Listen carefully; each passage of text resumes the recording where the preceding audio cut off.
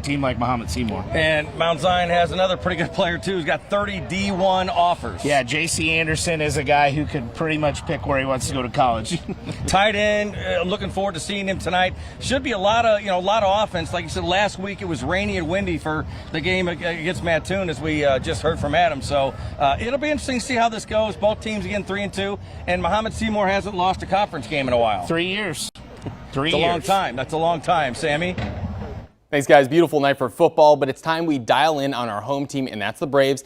They're 3-2 on the season, coming in on an upset loss where Mattoon, they protected home field and got their first win of the season. Now for Mount Zion, it's time to get back on track, having to do so against a tricky opponent, but with a little extra support for homecoming here in Week 6. Mount Zion is the host for Week 6 of FNR, and they're coming off a shock loss to Mattoon that they say was a learning opportunity about bringing the effort and not overlooking any opponent. Definitely effort throughout the week, staying locked in and giving our all out on the field. We can't take any teams lightly. I mean, every team's going to give us their best football. Every team's really going to strive to beat us and play their best football, so we got to come and do the same. We can't really come in a game, see an 0-4 team come to the game like, oh, we're about to beat them by 40, 50. We got to play our best football no matter what. They now prepare for a program in Mahomet Seymour that can't be overlooked. But to grab a win tonight, they feel like the key is stopping the run. Yeah, I mean, they're really good. They got some talented kids. They got a big roster. I mean, all their kids play one way. It's a big challenge for us. I mean, they're a 5A program. They've been in the playoffs every year for the last 4 or 5 years. Focus on the run game. They're a run-heavy team, so we're focusing on that and just executing all our jobs for every play. Really just moving the ball and stopping the run on defense. If we stop the ball and get stops on defense, I mean, we're a really hard team to beat. Mahomet Seymour comes to town for homecoming, making this a game that Trimble and the Braves want to win for more than just one reason. Oh, it brings a lot of excitement. I mean, since I've been here, the homecoming game's always been very exciting. Homecoming game. Also, my birthday is like this week, so it's like a big week for me just to really lock in on the game. And since I've been here, I don't think we've lost a homecoming game. So it's a lot of excitement from the school, the fans, and on the team as well. So you never want to lose a homecoming game, go to homecoming the next day with a loss on your belt. So it's a really big game for us. There we have the home team, Mount Zion. It's their homecoming this week. Trimble's birthday on Sunday. They had the parade on Wednesday. So what's the environment like over there, and how do we like the Braves' chances tonight, guys? A lot of excitement, of course. Homecoming is always something special for every high school that has their homecoming game. You always want to win that one. Keller Stocks, great quarterback from Mount Zion, has thrown 13 touchdown passes. I talked about how tough Mount Zion is at home, and Mahomet Seymour has a pretty darn good linebacker in Brock Vanderveer. Yeah, it's going to be a battle of offense and defense all night. Who can outwit who can maybe outsmart who. Mount Zion, though, you have to keep an eye on Braden Trimble. Jacob Harvey on the other side has really stepped up here in the beginning of the season to take some heat off of him and J.C. Anderson. It'll be interesting if maybe a run game can get going for the Braves here tonight. I think they're going to have to be multiple in their attack if they're going to beat the Bulldogs. Sammy, back to you. Thanks, guys. Now we switch gears to our visitors, and that would be the Bulldogs from Mahomet Seymour, a team that has rattled off back-to-back wins and have only allowed 9 points between those two contests. They try to keep the momentum going as they look to spoil the Mount Zion homecoming. The Bulldogs enter Week 6 looking to make it 3 wins in a row, but their first 1-2 start to the season in a long time helped them hit their stride these past 2 weeks. Well, I think you got to look at the schedule, right? We played some of the top-tier teams in the state. The first one, the double overtime loss, is kind of haunting us right now. Then, yeah, I mean, when you play Sycamore, who's ranked number 2 in the state, and you lose by a score, and that score was a kickoff return for a touchdown, we kind of knew where we were at as a team, and so now to be able to start conference play, we also know what we have to defend. And with how they've played over those past 2 games, the focus, it's just on being the Dogs. We're just really focused on being us, being the Dogs. I think we're focusing on being ourselves and really just focusing on the focus aspect. No penalties, no drops on the offensive standpoint. Just overall doing your job on both sides of the ball is like our game plan. This year, Mahomet Seymour brings a balanced squad up and down the roster, and it's that balance and an unselfishness serving as the team's X factor. I would say our X factor is how balanced we are. I think our X factor is that you can't just take away one thing. Being able to, again, we've seen it statistic-wise, when teams try to take away the pass, we can hurt you in the run, and then when teams try to load the box, we can certainly hurt you through the air. Yeah, I think we all play for each other. We don't play for ourselves. I think that's a big thing that we value here at Mahomet, is we do things for each other, not for ourselves. And the goal this week is to play a complete game, something they feel they haven't done yet this year. I think just an overall good game, a clean game. We haven't had a clean game all year, I would say, on the offensive standpoint. I think if we have a clean game, we'll come out victorious. Now it's Mahomet Seymour, a team looking to play homecoming spoiler tonight, making it 3 wins in a row for the Bulldogs. Do they have it in tonight, or is this going to be all about the Braves? I think this is really going to be a good game. As far as Mahomet Seymour's offense, in the backfield, Byers and Ashby are both very talented. The ground game will be important tonight. Could come down to turnovers as well. Yeah, it's who's going to step up to really take the load from Trey Peters missing. The Illinois offer yesterday, but he was Luke Dyer's favorite target. There was no hesitation or questions about that. So they've been through 2 games without him, a game and a half really. So do they have another plan in place? They've got a lot of athletes out there. Mahomet Seymour has been one of the more successful Central Illinois teams if you look at the past 4 to 5 seasons. So them being undefeated in the Apollo for over 3 years is not an easy feat. So they know what they're doing here. Both of these teams have a very good history, very good coaches, and really I'm excited about this one. Yeah, absolutely. It's going to be a battle tonight. All right, Sammy? Thanks, Paul and Adam. We'll come back to you guys both in a few minutes to talk about some other games. But first, it's time for our Green Certified West to go to the game. Each week, we spotlight one player pregame on both teams that has shined in the first half of the season. And now last week, it was both quarterbacks in our Game of the Week. And this time, we slide down to the wide receiver. First up for Mount Zion, it's going to be, you guessed it, Braden Trimble. The stud Illinois commit is averaging north of 75 yards a game, a feat he's done in each of the last 2 seasons. He hasn't found the end zone quite as much as you'd expect so far this year, but tonight could be where that changes for Trimble and the Braves. Trimble also celebrating that Sunday birthday, so maybe an early birthday touchdown or 2 for him. And then for Mahomet Seymour, it's going to be Mason Orton, a stud in baseball as well. 5-0 record last season on the mound, 75 strikeouts. He's dangerous at wide receiver as well. A reception in each game this year, including a 2-touchdown performance against Charleston. He is finding a way to make a big impact despite Mahomet Seymour being a team that utilizes the run well as well. Braden Trimble and Mason Orton, your Green Certifies West, go to the game for Week 6. Now coming up after the break, we have plenty more to preview here in Week 6, including a matchup between 2 4-1 teams, while New Berlin puts their undefeated record on the line against Olympia. Don't go anywhere. We'll be right back.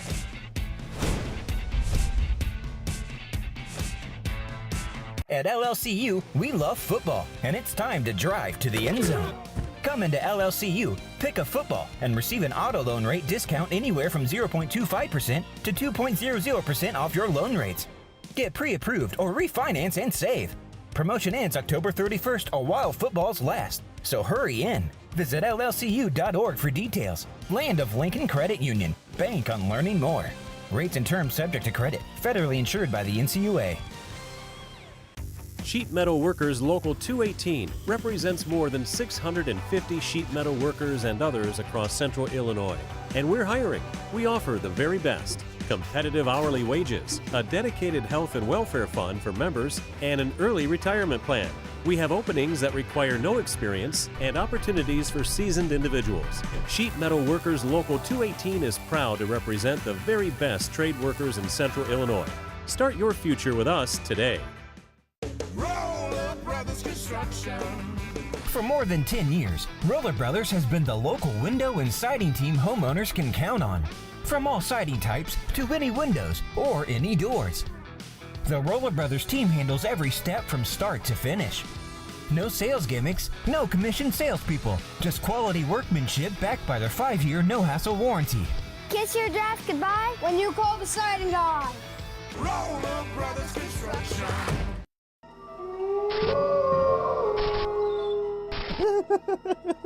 Welcome to Green Hyundai. Check out our new service facility and customer lounge. It's so luxurious it'll feel like Ghoul's Night Out.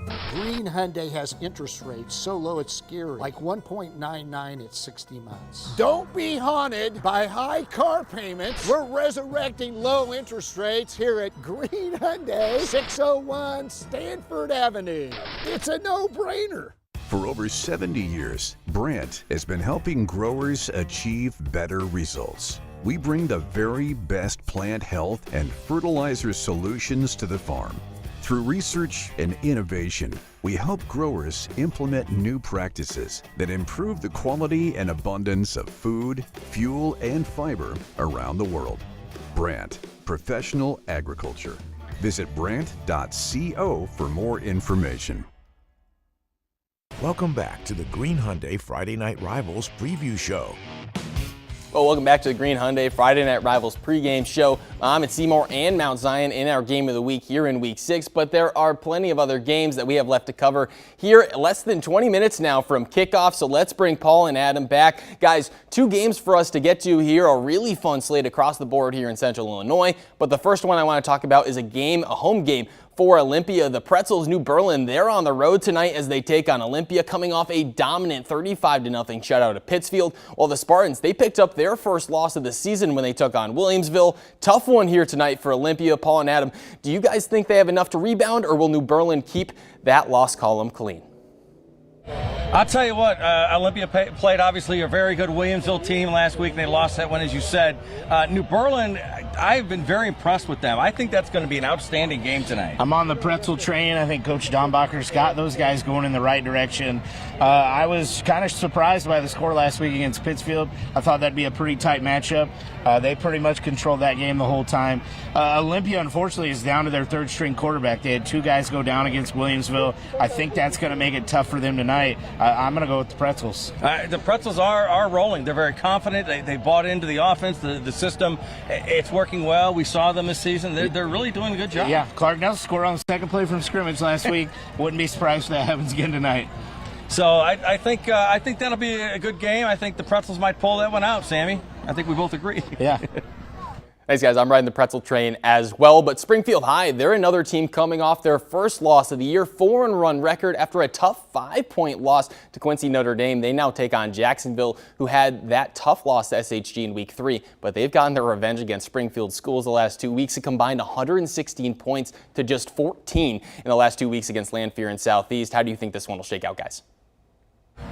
Yeah, this is a huge game for Jacksonville, I think, and Springfield, but especially Springfield High, because after tonight they've got, Rochester, SHG, and Chatham-Glenwood. Absolutely. So it ramps up. Lost a tough one last week, 14-9, but see how they do tonight. Yeah, for Springfield High and Coach Hebb, you have to be circling this one to get to 5 wins. Could 4 get you in with their schedule? Possibly here in the state of Illinois, but 5 wins is usually that barrier that you might not have to worry anymore. Jacksonville's schedule is a little bit, so they could still potentially get their 5th win after tonight, but I definitely think Springfield High needs this one, and I was impressed with them last week with Armand Lewis. With the passing game, the wind didn't help them there at the end. Things kind of fell apart for Scheffler, but I was impressed with how they really controlled that. Except for the last maybe minute and a half of that football game, it was theirs. Yeah, and I think Coach Hebb has got that program turned around. I think the kids, they're believing in him. So, but I think that'll be a good game. Sammy? Thanks, Paul and Adam. Get yourself some rest before kickoff, but we still have more to do here. So we switch gears, turning our attention to the eastern side of the state. And for that, we welcome in our own Carson Gordy. So Carson, a large number of games going on in the Champaign area tonight. Which do you have your eyes on here as we hit the back half of the season?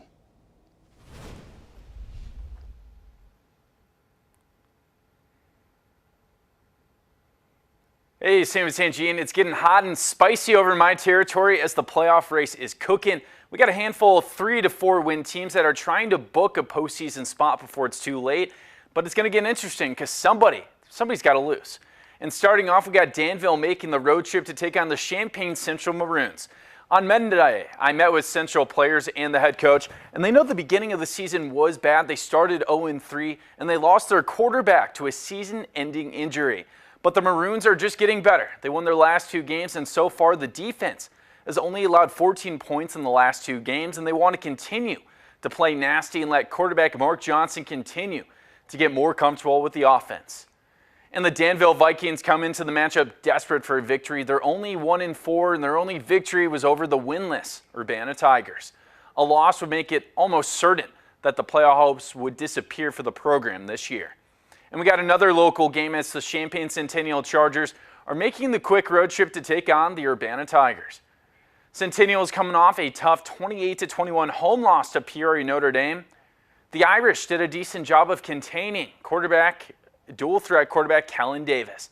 I met with Davis earlier this week. He says the team needs to play more aggressive and more disciplined if they want to go on a deep playoff run this season. Overall, though, the Chargers sitting at 3-2, and a win tonight would be huge for their hopes of getting back into the postseason. And the Urbana Tigers are currently 0-5 and still looking for its first win since the pre-COVID-19 pandemic. This is the program's only second season after not having a team for a couple years, but it's been difficult so far, losing by an average of 53 points per game. And we got some other pretty good games over in Central Illinois, especially a Heart of Central Illinois conference game. Undefeated Gibson City looking to stay perfect, but they got a tricky game on their hands at Tuscola. And Monticello's put together a pretty good start so far with a 4-1 record, and they look to take care of business against 1-4 Rantoul. St. Joseph Ogden has to travel west to face Bloomington Catholic. The Spartans, one of the best squads in Central Illinois, already 5-0 and already notching some pretty impressive wins. And finally, we got Charleston taking on Mattoon. The Trojans started the year pretty hot, but so far they've lost their last 2 games, and they need a win to re-spark its hopes of making the playoffs. But Mattoon, I'm telling you, they are tougher than people expected. Although they're only 1-4 last week, they stunned the Mount Zion Braves in a 35-20 victory. And my crew and I were about to travel to several games, and we will be back later tonight with post-game highlights. I'm Carson Gordy. I'll see you soon. Back to you, Sammy.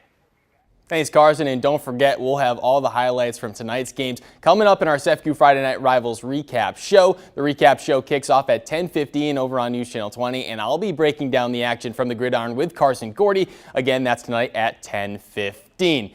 And for that recap show tonight, we will have all the games we discussed as well as these 4 other contests. Firstly, Decatur Eisenhower looking to get their first win in a trip to Rochester, while MacArthur and Lincoln, they score off in a vital matchup for both teams' postseason chances. Then over to Athens, where Williamsville, they have a shot at starting the season 5-1, but have to do so against a tough Athens team, also fighting for their postseason lives. And finally, a do-or-die game for Porter as they focus on finishing the year strong, but Auburn, they're still searching for their first win and certainly won't make it easy. So again, catch these highlights and more tonight at 10:15.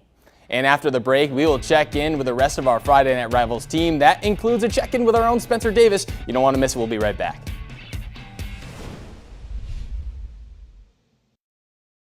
Catch the action from Talladega as the NASCAR Xfinity Series top drivers square off in a postseason showdown. He gets into the wall. Can he make it happen? The NASCAR Xfinity Series playoffs. Saturday at 3 on CW23. You may think your home is built on solid ground, but chances are it's not. The good news is your home's foundation problems can be fixed permanently, because foundation problems won't get better with time, but they will get better with us. Call Woods Basement Systems today for your free estimate. All right, listen up, goats. We have way too many vehicles on the lot here at Green Certified West. How can we get people in here to buy them? I can dance to bring people in. Ooh, I can sing. No, we're all out of ideas. Let's go ask the Goat Whisperer. Lower prices. You heard the man. Lower those prices. And that's just what the goats at Green Certified West did. See for yourself at Green Certified West on the corner of Veterans and Isles. The Mount Zion Braves are back on the football field. McAtee Financial Center wishes the Braves a safe and successful season. Thank you for bringing some of the most exciting football in the state to the 4-9. For over 36 years, McAtee Financial Center helped clients accumulate and protect their wealth. We appreciate your support and are committed to helping you achieve your financial goals. McAtee Financial Center, 1 Ashland Avenue in Mount Zion. Go Braves! If you're an experienced electrical worker who's put in the hard work and received little in return, it's time to be rewarded for your effort. At IBW Local 146, we would like to show you how. Work in our industry is at an all-time high with no signs of slowing down. Now is the time to join us to receive higher wages, employer-paid health insurance, and multiple pension benefits that allow you to retire with dignity. Call IBEW Local 146 and get started on your path to becoming a union electrician. Think your concrete's on solid ground? The good news is your home's concrete problems can be fixed permanently, because concrete problems won't get better with time, but they will get better with us. Call Woods Basement Systems today for your free estimate. Bears football on Fox. Let's go! He's got it! Touchdown, Chicago! Sunday at noon on Fox, Illinois. Welcome back to the Green Hyundai Friday Night Rivals preview show. Welcome back to Green Hyundai Friday Night Rivals preview show. We're going to be heading back out to Mount Zion as we switch to the side of high school football that isn't necessarily between the white lines. Our sideline reporter Spencer Davis, he's going to bring us something extra each and every week. He's talked to booster clubs, concession stands, and more this season. But this week, Spencer, it's week 6. It's Mount Zion. What do you have for us this time around for the Mount Zion homecoming week? Yeah, thanks, Sammy. I'm up here in the PA announcer's box for the day, and I'm with Danny Underwood, the PA voice of the Mount Zion Braves. And Danny, what goes on in a day of the PA announcer?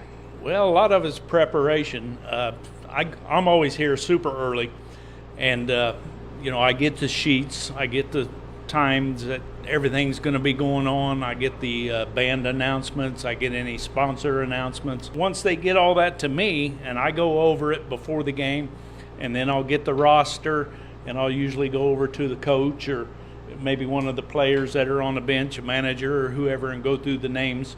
We try to take the time to, everybody wants to hear their name and wants to hear it correctly.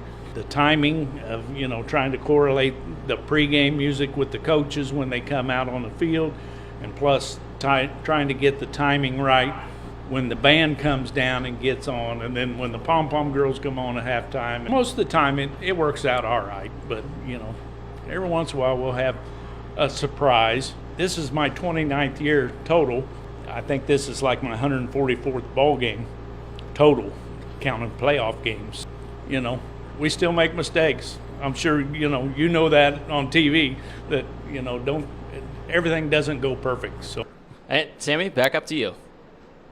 Not quite as much experience, but I had the pleasure of being a PA announcer for high school football when I was in undergrad and grad school as well. A really fun job setting the tone there, so thank you for that, Spencer. But when we come back, we'll wrap up our Green Hyundai preview show before sending things out to Paul, Adam, and Spencer for our Friday Night Rivals Game of the Week.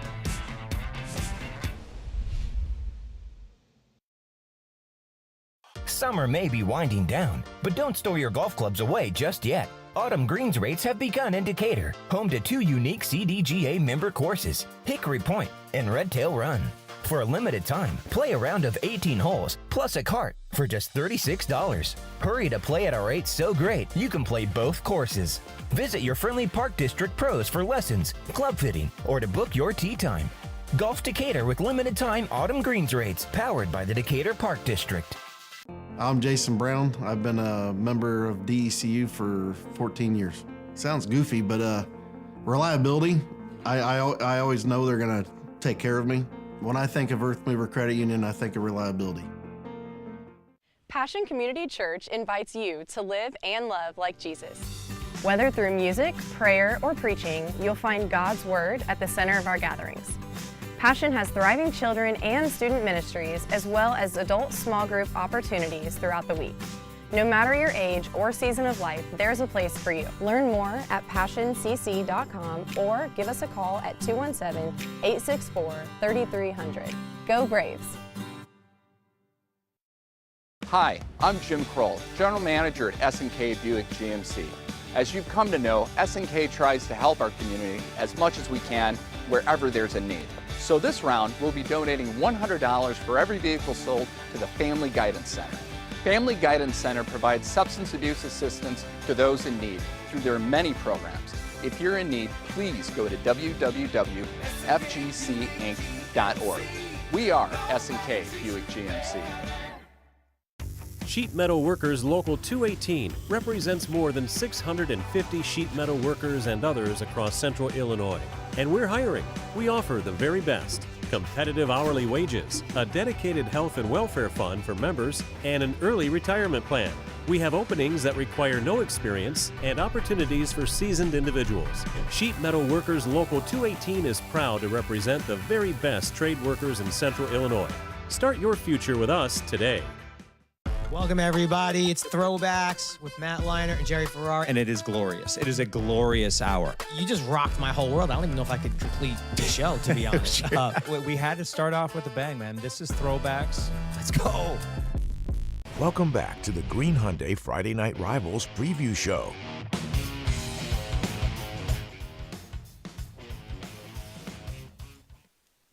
Now we take a look here at Mount Zion. It's about national anthem time, and we're very close to kickoff in our Week 5 game of the week here on Friday Night Rivals.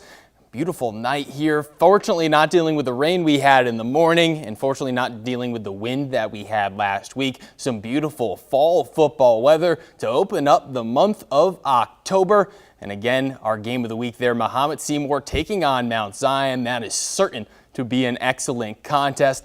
But that's going to be our time here for the Green Hyundai Friday Night Rivals preview show. We'll be back next week for our CEFCU Friday Night Rivals game of the week. We have Pittsfield, and they're going to be heading over to Pleasant Plains for a very intriguing matchup. Again, two teams that really want to get on the right foot, figure out exactly where they need to be as they approach these final weeks of the season. That one exciting there, but then we flip to the next week, and that contest, Maroa Forsyth and Williamsville, could again be a conference decider. New Berlin, the Pretzels, they may have something to say about it, but those two teams in tip-top shape as they approach the end of the season there on 10-18. And then the final one will be Springfield heading over to Glenwood for a big-time final matchup. Again, the Titans, they've been on a roll, including that upset win over Rochester. So a ton of great games to get to then, and a ton of great games to get to as we round things out. Today, we'll have plenty of games coming up in our recap show at 10:15 tonight. But with that being said, I'll have to send things out and over to Spencer Davis, to Paul and Adam for our Friday Night Rivals game of the week, and that would be for Week 6. Mahomet Seymour, they take on Mount Zion.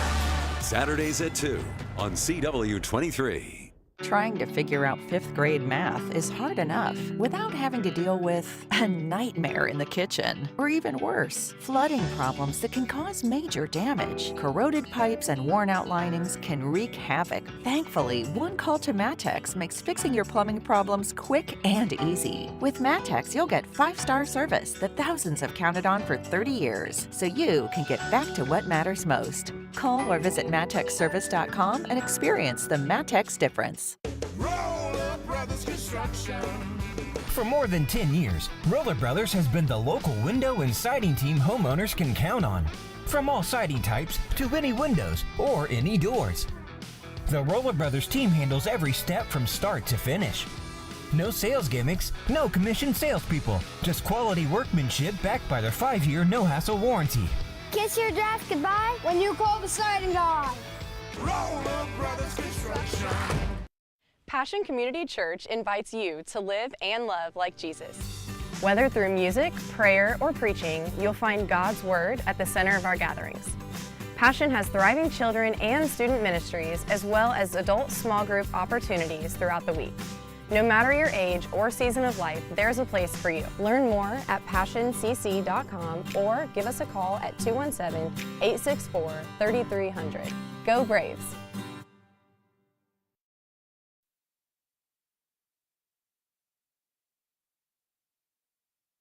We're in Mount Zion as the Braves host the Mahomet Seymour Bulldogs. CEFCU Friday Night Rivals, presented by Bob Riding's family of dealerships, starts now.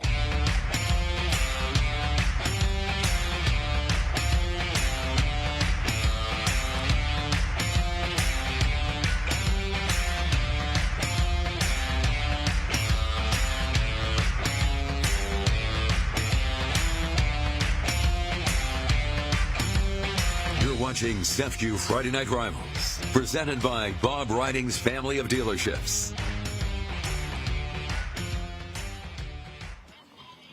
Good evening and welcome to CEFCU Friday Night Rivals, presented by Bob Riding's family of dealerships. Paul Wapple, Adam Anderson, we're in Mount Zion as the Braves host the Mahomet Seymour Bulldogs. Both teams, Adam, enter this game with a 3-2 record. We got an absolutely beautiful night for high school football. Yeah, just a beautiful night. We're in week 6. We're getting towards playoff. We're talking conference championships. It's going to be a big one here in the Apollo Conference tonight. What do you see as the keys to tonight's game? And CEFCU is your key to getting a new home loan. First off, for Mahomet Seymour, it's who's going to be that next guy. Trey Peters went down with an unfortunate season-ending knee injury. So who's going to be the guy other than Luke Dyer that's going to step up and really help the Bulldogs push it to the next level? And for Mount Zion, it's you got to beat the streak. And I'm not talking about Undertaker at WrestleMania, but Mahomet Seymour has not lost an Apollo Conference game in 3 seasons. They have controlled this matchup. They've controlled this conference.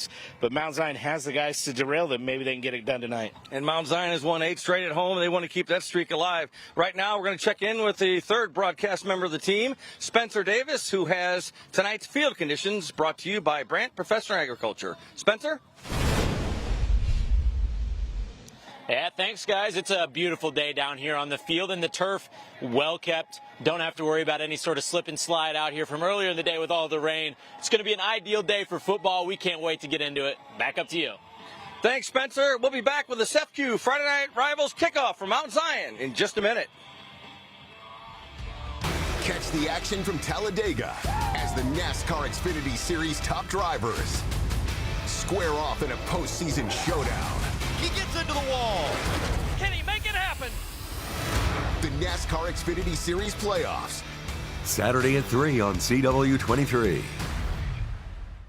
At HSHS St. John's Children's Hospital, we care for your alarm clock, your personal trainer, your coworkers, and your stylist. Your kids are your whole world. Ensuring their health and happiness is our whole purpose. HSHS St. John's Children's Hospital, Springfield's only children's hospital. Passion Community Church invites you to live and love like Jesus. Whether through music, prayer, or preaching, you'll find God's Word at the center of our gatherings. Passion has thriving children and student ministries, as well as adult small group opportunities throughout the week. No matter your age or season of life, there's a place for you. Learn more at passioncc.com or give us a call at 217-864-3300. Go Braves! At LLCU, we love football, and it's time to drive to the end zone.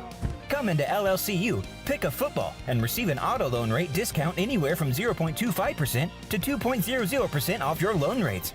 Get pre-approved or refinance and save.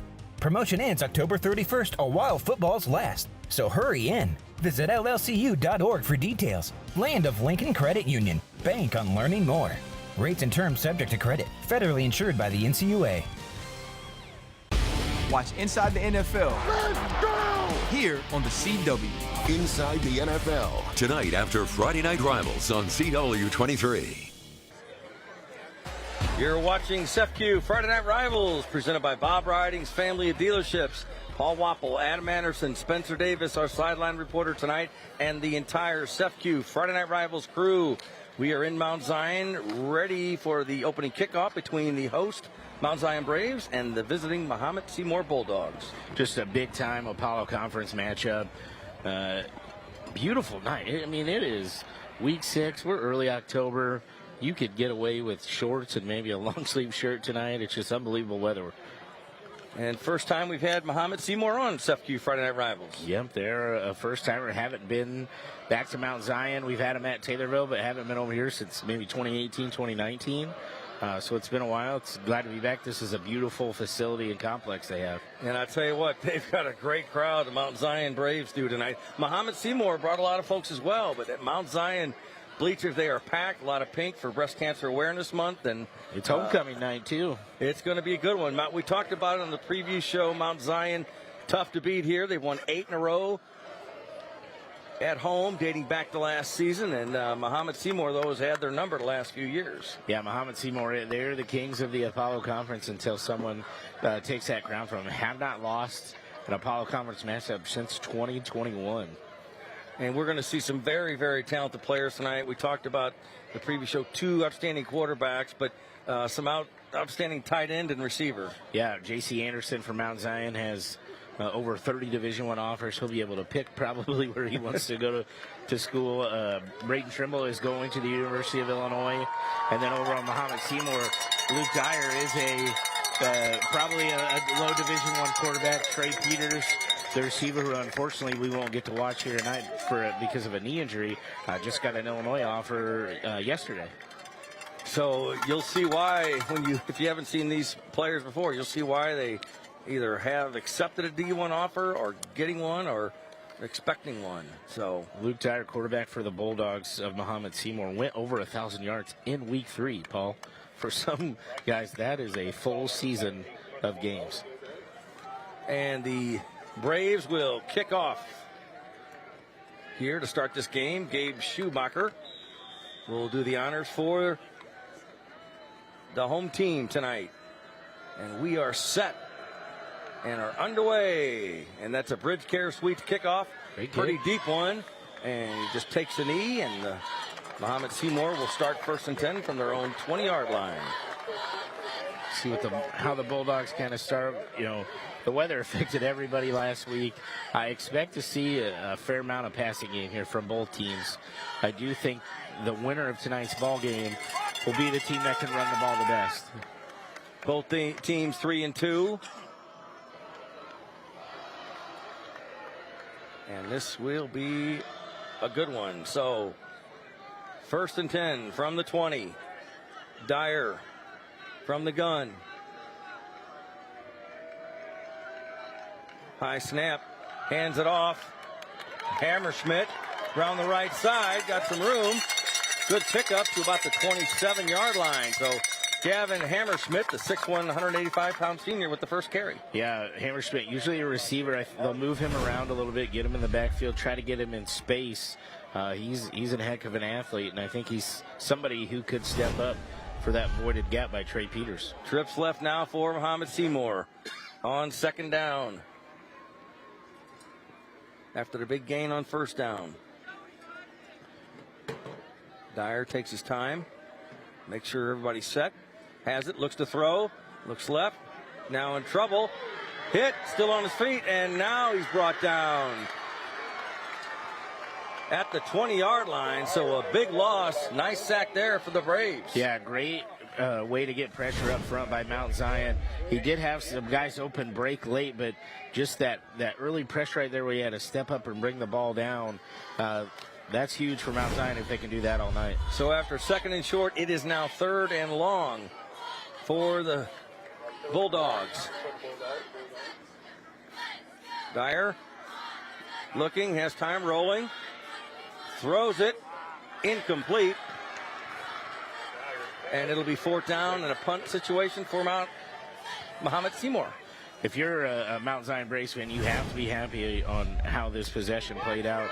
Again, pressure up the middle made Dyer had to escape to his left and was not able to get a throw off downfield. Great job by Mount Zion. Dyer with the punt. Pretty good punt. And it takes a Bulldog bounce. Still in bounds. And the Bulldogs have to like that inside the 20, about the 27-yard line. So that's where Mount Zion will start their first drive of the game. And right now, we're going to check in with our title sponsor, CEFQ. Thanks, guys. I'm on the field with our representative from CEFQ, Heather. And Heather, what kind of events do you guys have coming up in the community for CEFQ? We are doing Boo at the Zoo, so we'll be out there dressed as hippos, so come and see us. And then we are also doing the Booling for Kids' Sake for the Big Brothers, Big Sisters. So. Okay, and then what does it mean for you guys to be involved with Friday Night Rivals? Well, I haven't been to a game since I was in high school, so it's fun for me to see everyone and just see the game again. All right, and then one more thing. Why is it so important that CEFQ partners with the community? well, we're very community driven, so I like the fact that we stay within the community and help out where we can.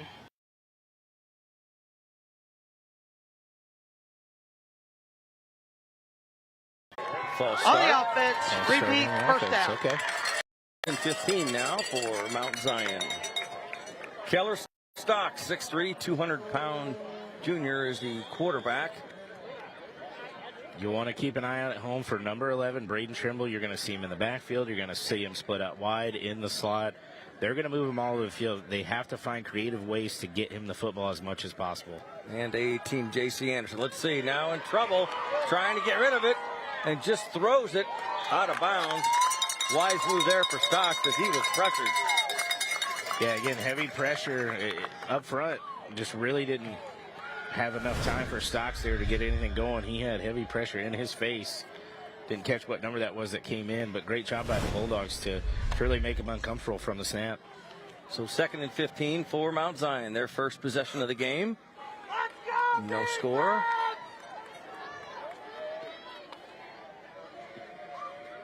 Stocks has company in the backfield with him. He looks to throw again. Goes left side. Overthrown and out of bounds. Mount Zion is wanting a flag, but nothing doing there. Yeah, not sure what I think there's more miscommunication on the route than anything. See the replay here. Stocks went down. He had man-to-man coverage and was just getting forced outside, but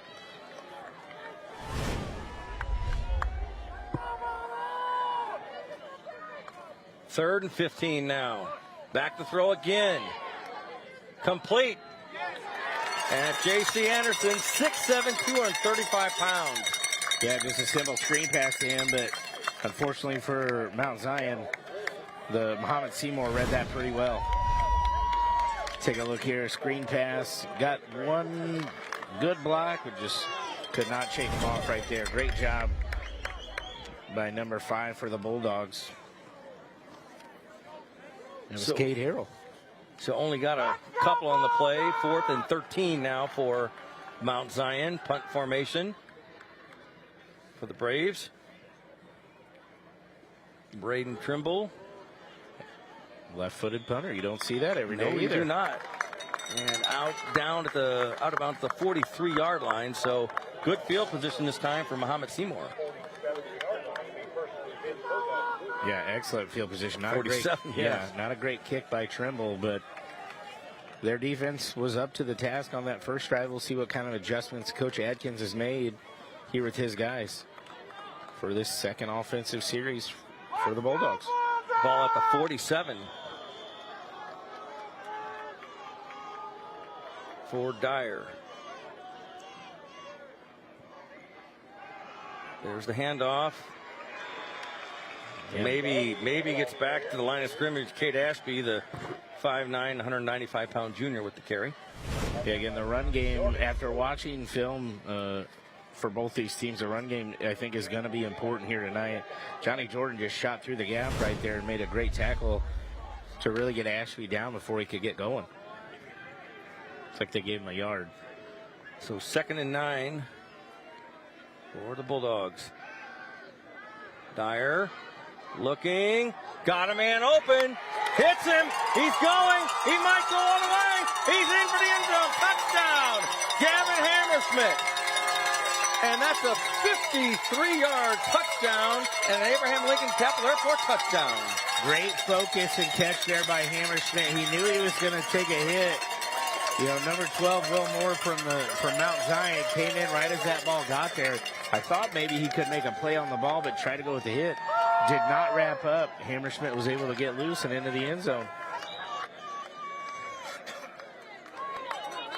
So they will try to make it 7-0 now. The Mahomet Seymour Bulldogs.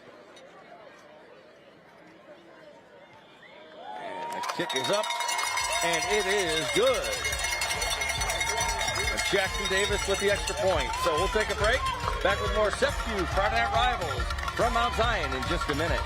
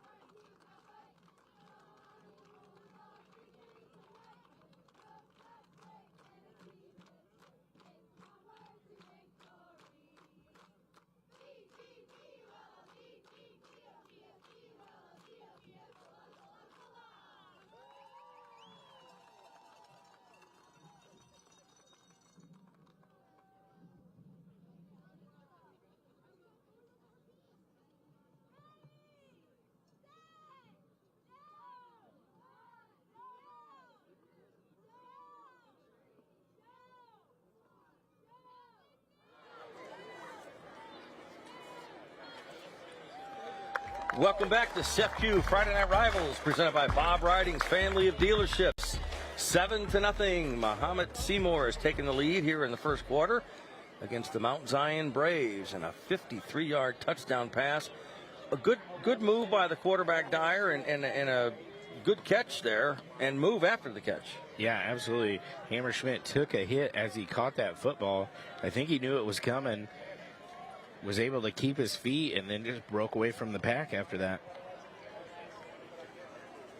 So Mahomet Seymour strikes first. Jackson Davis will do the kickoff for the visiting Bulldogs. Both teams, like we said, 3-2 entering this one. See if the Braves get a chance to return this one. And an onside. Bridge Care Suites kickoff did not fool the Braves. They have it at the 49-yard line, so they come up with excellent field position. Mahomet Seymour trying to pull one out of their bag of tricks already. I kind of like it. In a tight game like this, maybe go for a little surprise and try to jump on a 2-score lead. Right now, we'll take a look at the HSHS St. John's Children's Hospital scoring summary. Didn't take long, did it? No. 4 plays, 53 yards to Hammerschmidt. Great throw by Dyer, too, into double and almost triple coverage.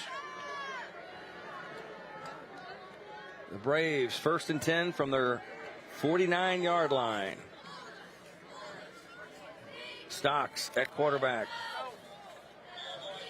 And a whistle. We're going to get another false start on the Mount Zion offensive line. Dead ball. So False start on the offense. Repeat, first down. Obviously frustrating, 2 series in a row. Your first play out of the gate, too, so now you're set back immediately at 1st and 15. Coach Etherton cannot be happy about that. J.C. Anderson, number 18, we talked about him, and Braden Trimble, number 11. Some pretty good weapons.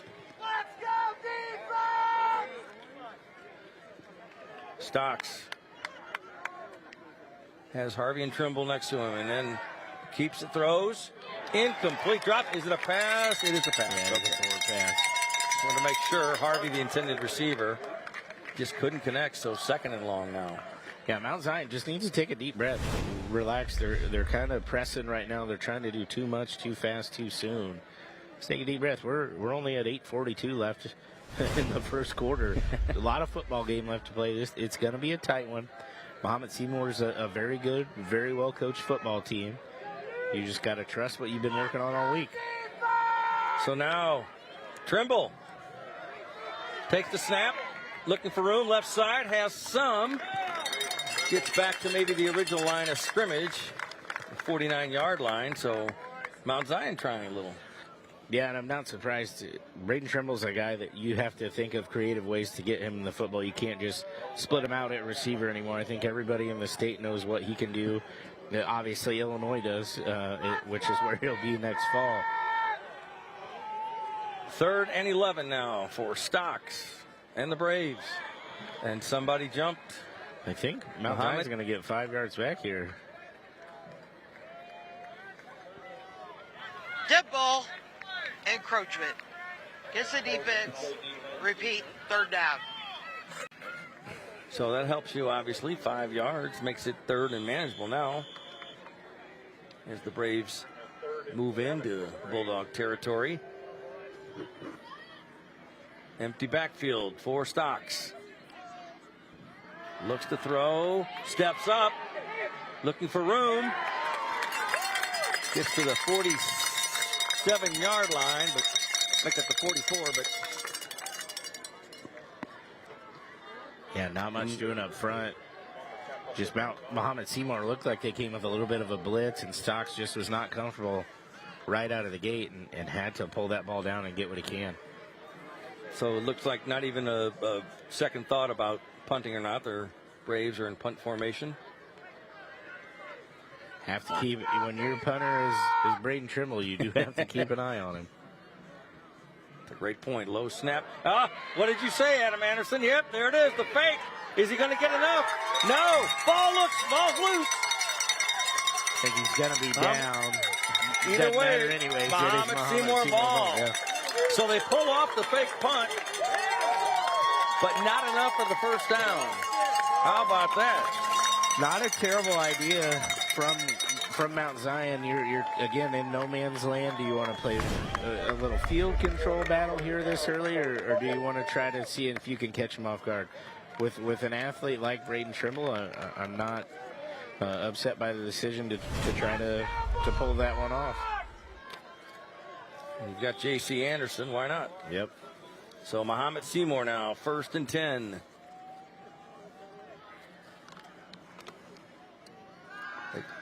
Takes the handoff, still looking. He's going to run it. Has some room. Crosses midfield into Braves territory is Luke Dyer. Thought he might pass that one, but... And let's send it down to the field. Spencer Davis for the Gruning Health and Wealth Sideline Report. Spencer?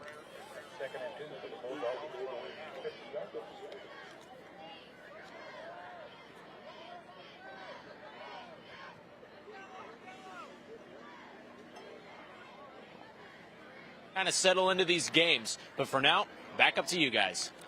All right, thank you very much, Spencer. On 2nd down. Look at that. Wow. Big gain at that time. And that is a Woods Basement Systems 1st down. Right back on the ball. Quickly a handoff, and the Braves read that one. Stopped at the 45. Very quickly is Ashby, Kate Ashby, the junior. Great read there by Joey Jordan to again dart in the backfield. The Braves have been in a presence in the Mahomet backfield a lot here tonight. If they can keep it up, they're going to make it tough on Dyer. There's Dyer, hands off. Ashby. Not too much that time. You know, one thing that you get with Mahomet Seymour is a lot of personnel groups. They're going to throw a lot of guys at you, a lot of formations. It's a lot to game plan for because you're going to see a lot of different things that they can do. 3rd down, empty backfield for Dyer. He's directing traffic right now.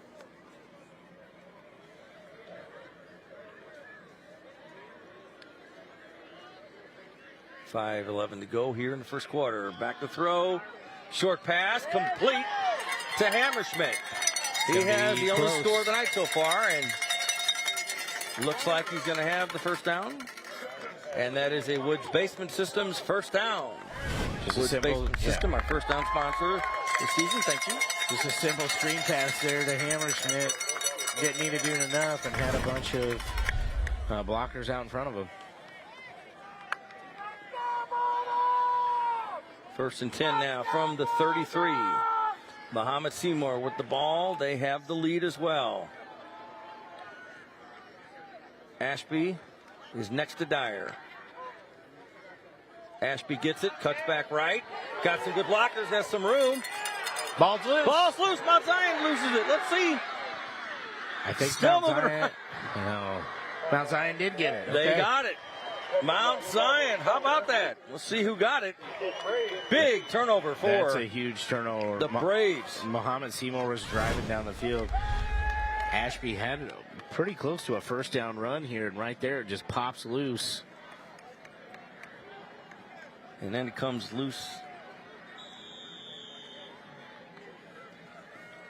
14.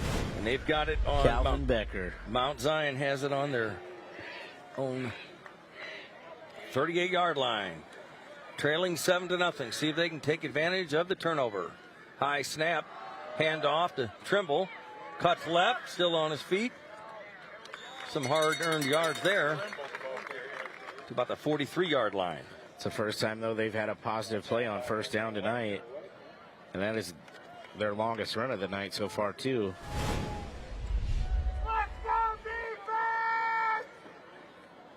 Second down now for the Braves. Homecoming in Mount Zion. Trimble in motion. Back to throw. Short pass complete. Trimble, look at him. He's got some speed, and he is good, and good enough for a Woods Basement Systems first down. Great job by Braden Trimble, and Stocks just play action pass, flip it out to him. He had some blockers out in front enough to get a first down. Braves got to capture some momentum right now. 3:45 opening quarter, 7-0 Mahomet Seymour.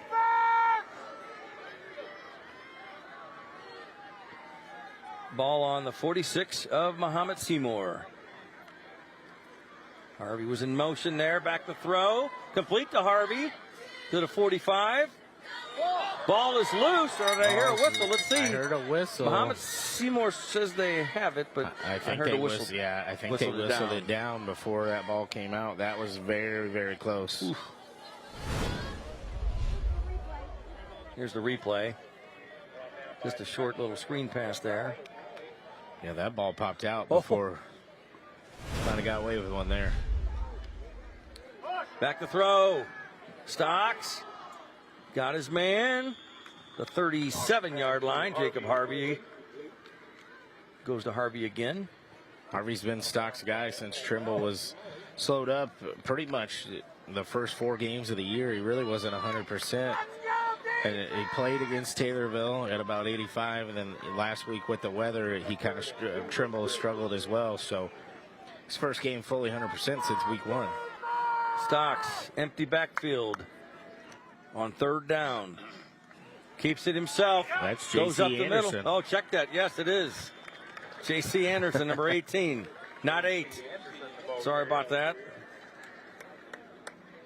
Fooled me. Didn't really fool Mahomet Seymour, though, did it? No.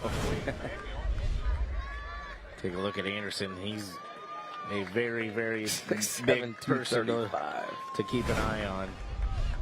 Again, helped the Mount Zion Braves basketball team reach the state championship weekend last year in 3A.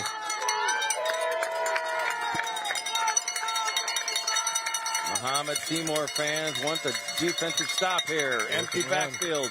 And who is it? Yes. Trimble cuts left, breaks the tackle. Stop at the he did not wow, at the 39-yard line. How about that? Great Trimble's got to learn that he's just got to get upfield right here.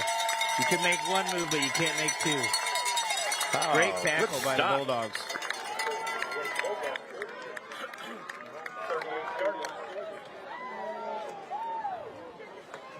Yeah, Brock Vander, Division I recruit himself. He read that all the way. Great job by Vanderveer and the Bulldogs to come up with another huge stop here in the first quarter. So Mahomet Seymour now with 2:32 left in the first quarter.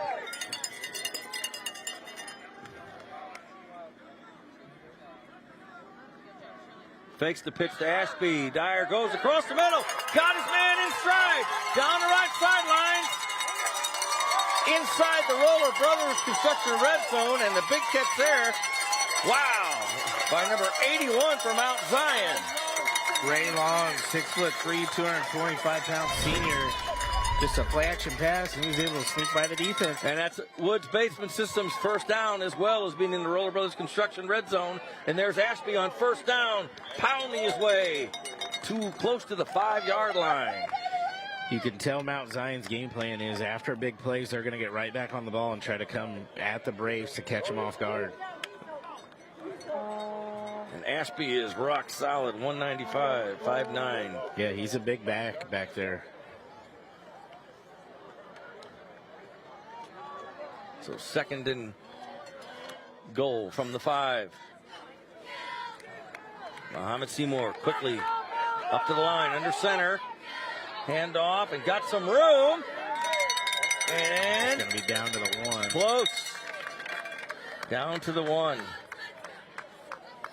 Again, so many different guys and formations they can throw at you. This would be hard to game plan for any opposing coach. No doubt about that. 3rd and goal.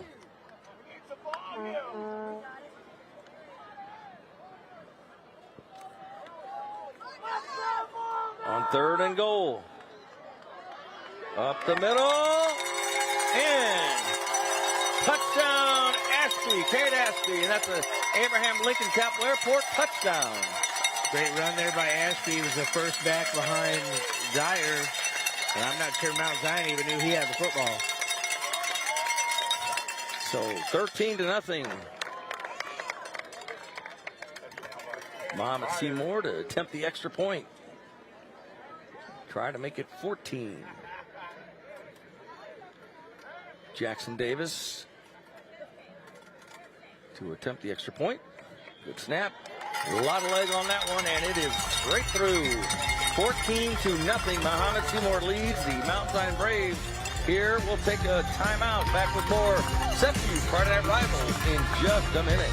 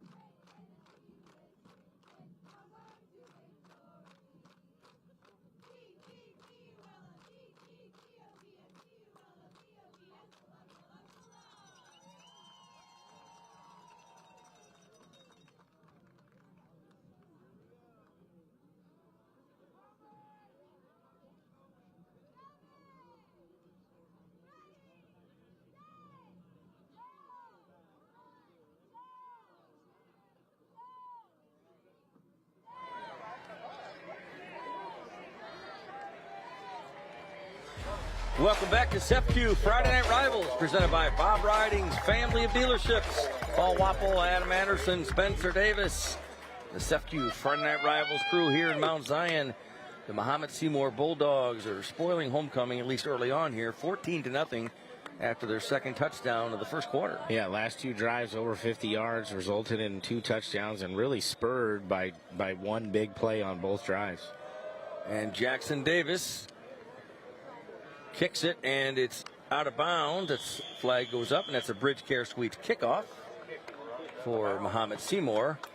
So Braves will get the ball on the 35-yard line. They're on 35, trailing 14-0. On the kicking team, first down, 35-yard line. You know, if I'm Coach Heatherton and the Mount Zion Braves, I'm not thrilled with the way I'm playing, but really you're 2 plays away from this being a 0-0 game. They need to just settle down a little bit. You know, you're excited.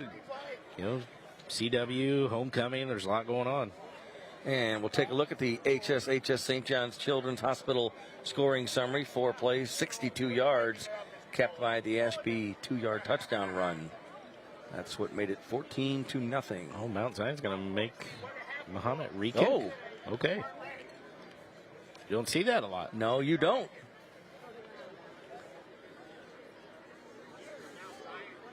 Mahomet Seymour with some big plays, like you said, in the first quarter here.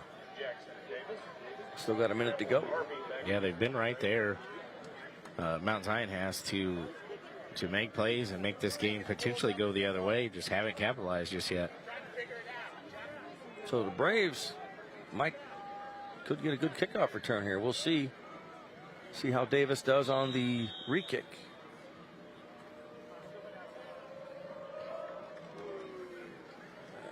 Another Bridge Care Suites kickoff. Dropped or picked up. Now at the 28, 30. Goes wide. Not a whole lot there. Out of bounds at about the 37-yard line. The return that time, Jacob Harvey for Mount Zion. Really went the long way to really end up back where they would have started anyways. But when you have a guy deep like Braden Trimble, and I'm sure that's why Mahomet Seymour's kicking this ball to the sidelines to make sure it doesn't go anywhere near him. And I would probably do the exact same thing. I think I would too.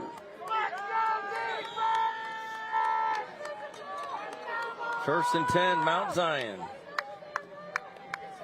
From their own 36. Throws complete. Nope. I think they're going to say his knee was down. He's down, yes. Here's the replay.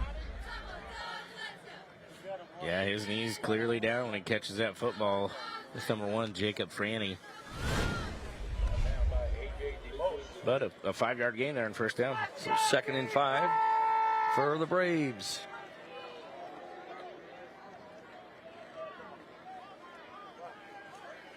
Trimble next to Stocks. Long count for Stocks. Looks like he's going to throw. Better get away. He gets rid of it. Trimble, left side. Look at him. Got some speed to the 49-yard line. That play didn't look like it would get much, but it did, and that is a Woods Basement Systems first down. Yeah, great. Just a screen pass where he leaks out the backside. Trimble did a lot of this on his own. Great job to get upfield and to get a first down.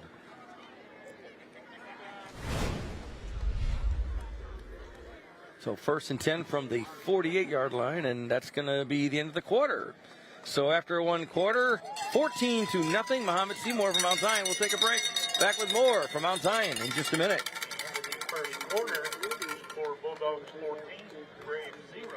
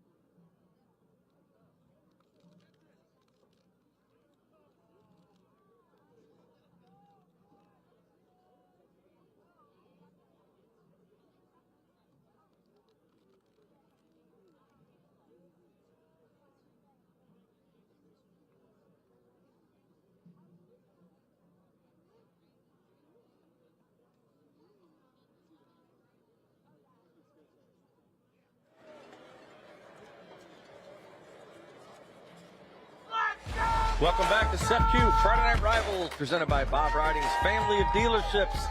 There's a great shot of the Mount Zion crowd trying to tackle breast cancer awareness, wearing pink tonight. A lot of people out here tonight, and great support, as always, in Mount Zion. Trimble in motion now for Mount Zion. Back to throw is Stocks.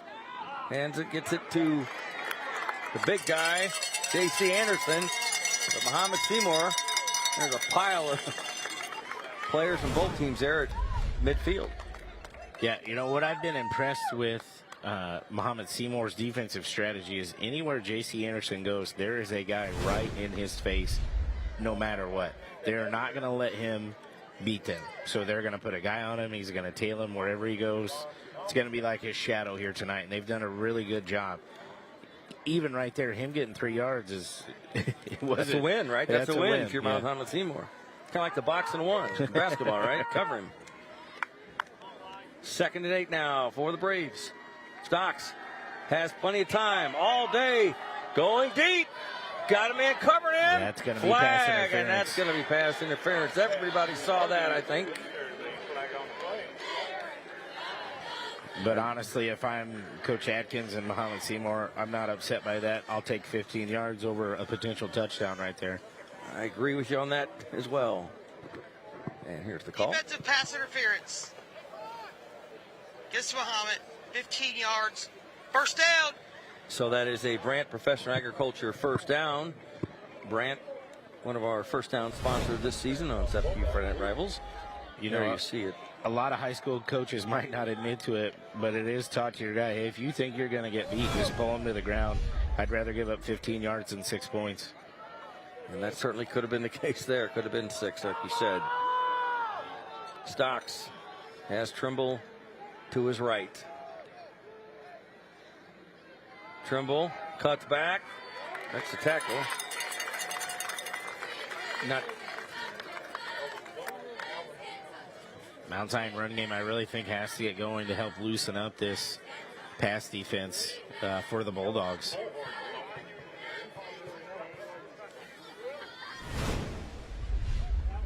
Kellen Bullhorse was the back there, his first carry here this evening.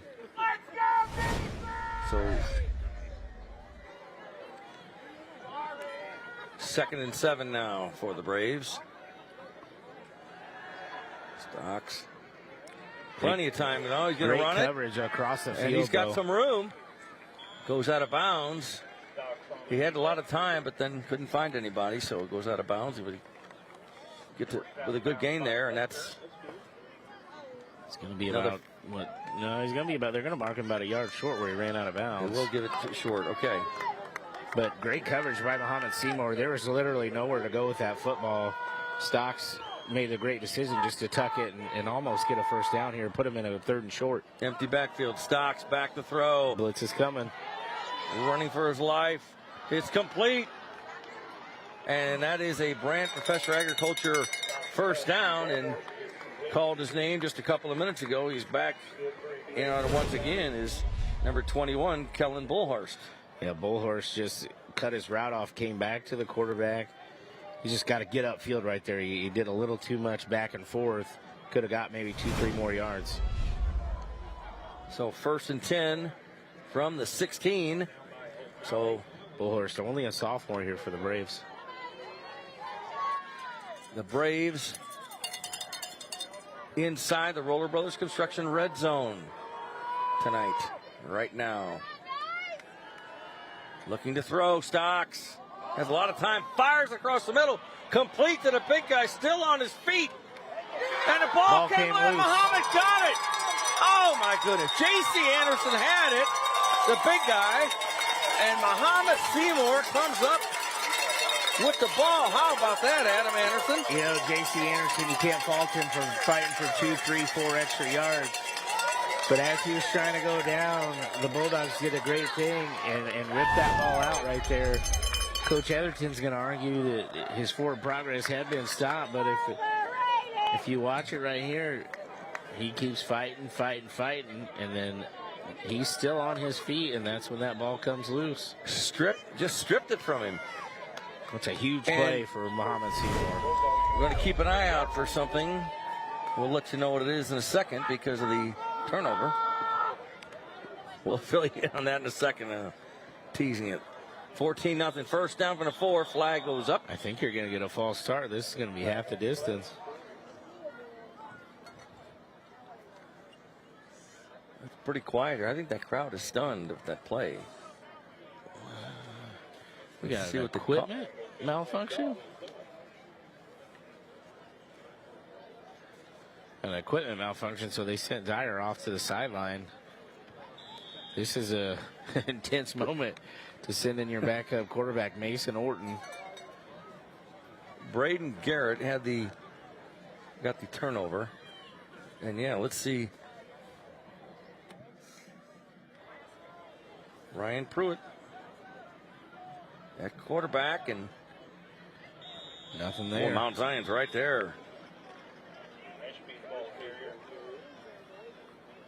Yeah, it had to be something with his equipment where they sent him off the field. See if no, that's been a point of emphasis for officiating crews here this year. Now Dyer comes back into the game. Ball's on about the 2.5 yard line here.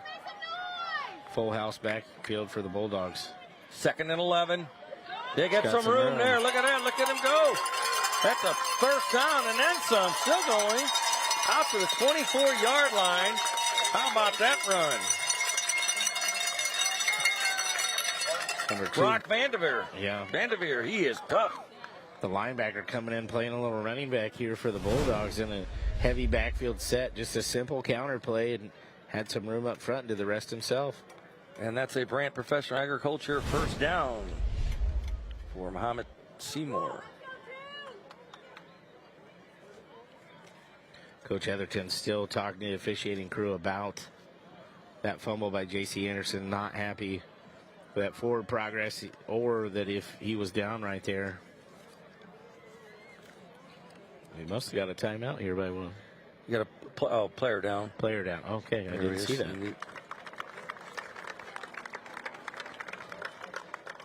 Vanderveer is a good player.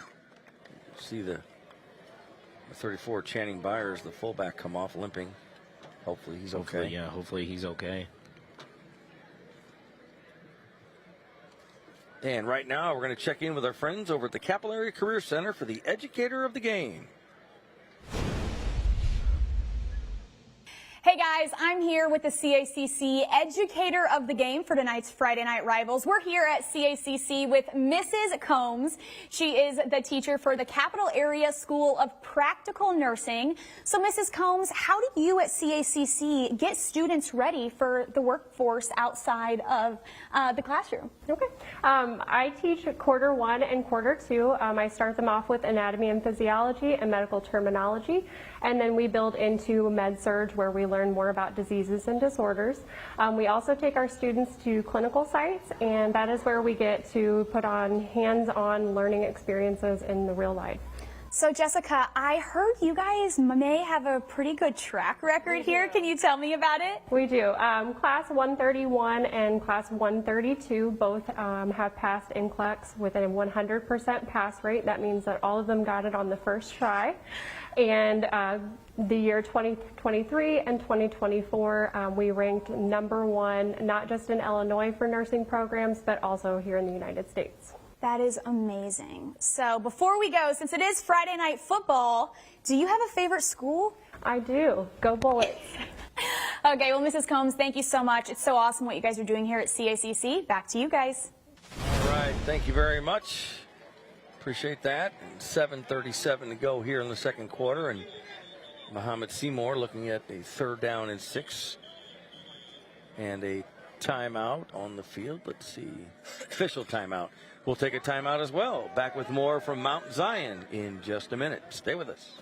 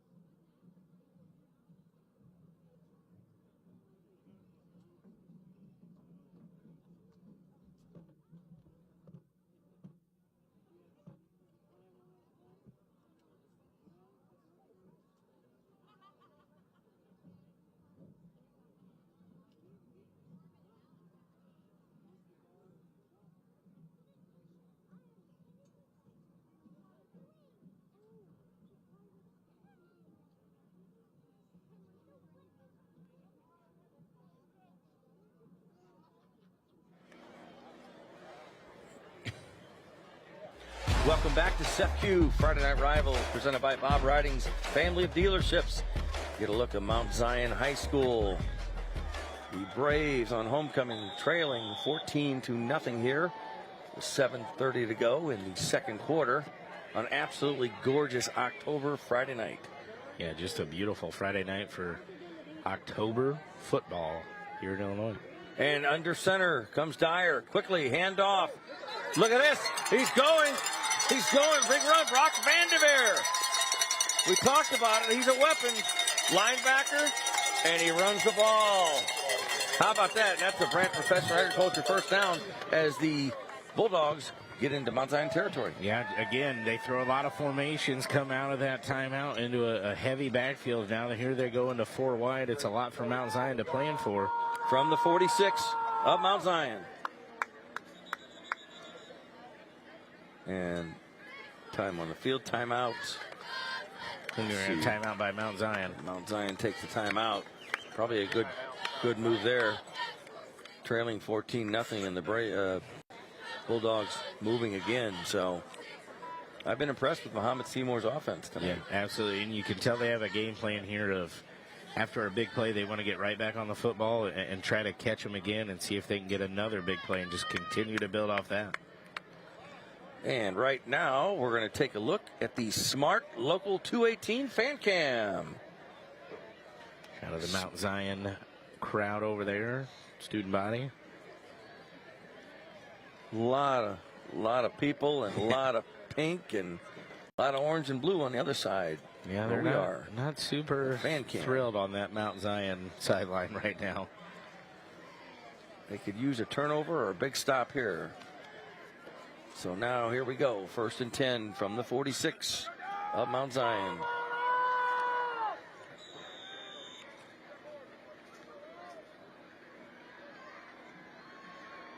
Dyer takes his time, long count, back to throw. Pressure, oh, he popped. And it is complete inside the 15-yard line. Number 81 with the big catch there for Mahomet Seymour. How about that? Ray Long, the guy who had the big catch on the last drive. And quickly, after the Brant Professional Agriculture first down, there's Ashby. And they are inside. The Bulldogs are the Roller Brothers Construction red zone. They are. They got right back on the ball again. They're trying to catch, I think, everybody a little off guard by the speed at which they're getting back up there. But great catch by Long on the sideline. And Dyer took a big hit as he got rid of that football.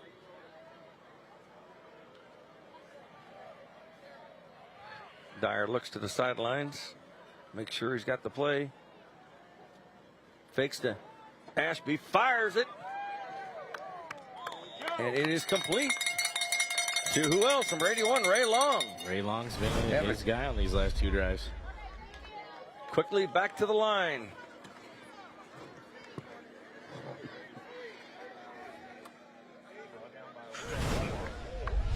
Not so quick now. Yeah, they got a different personnel group. I think you're going to get a heavy backfield again with Vanderveer at tailback. 2nd and goal from the 9. Who gets it? Ashby? Not much. Yeah, maybe a yard there. It's going to be 3rd down. 4th down. They can get a 1st down here and not get in the end zone. So 3rd and goal. Be a big stop for Mount Zion. Check that, 4th down.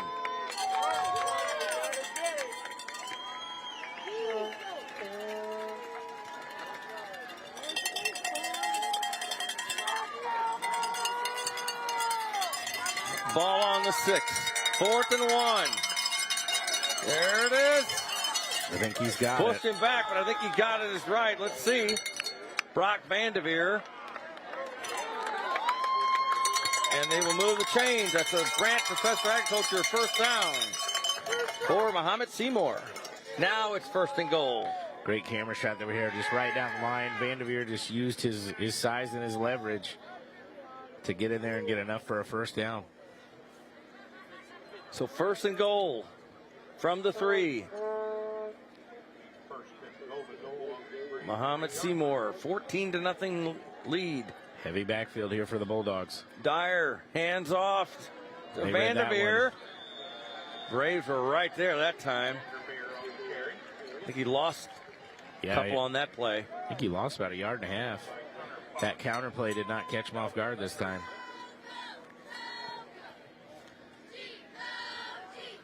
Calvin Becker, just a sophomore, getting in the backfield.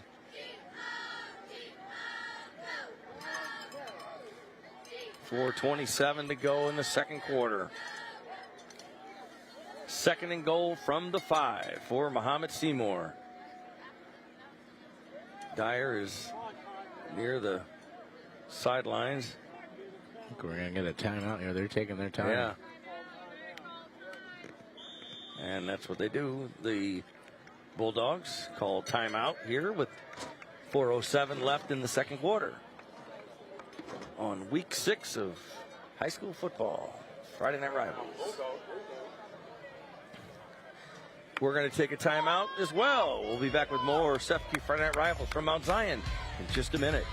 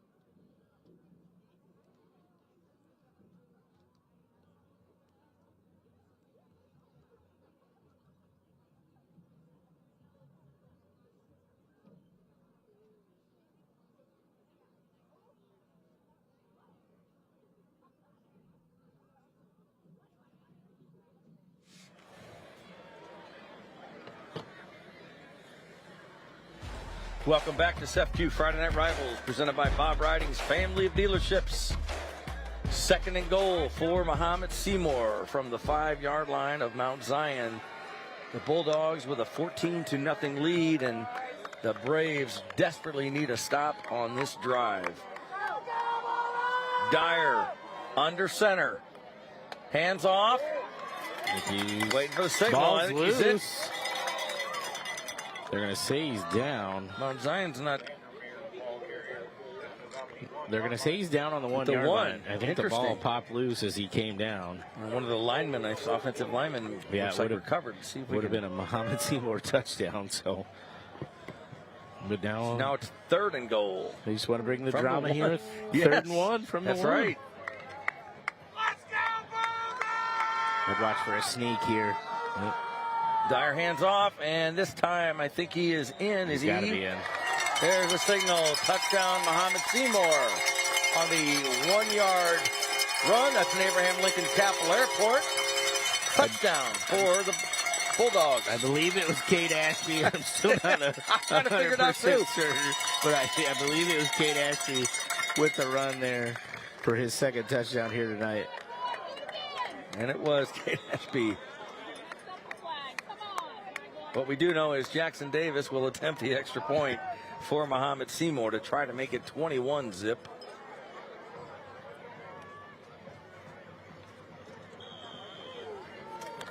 And it is good.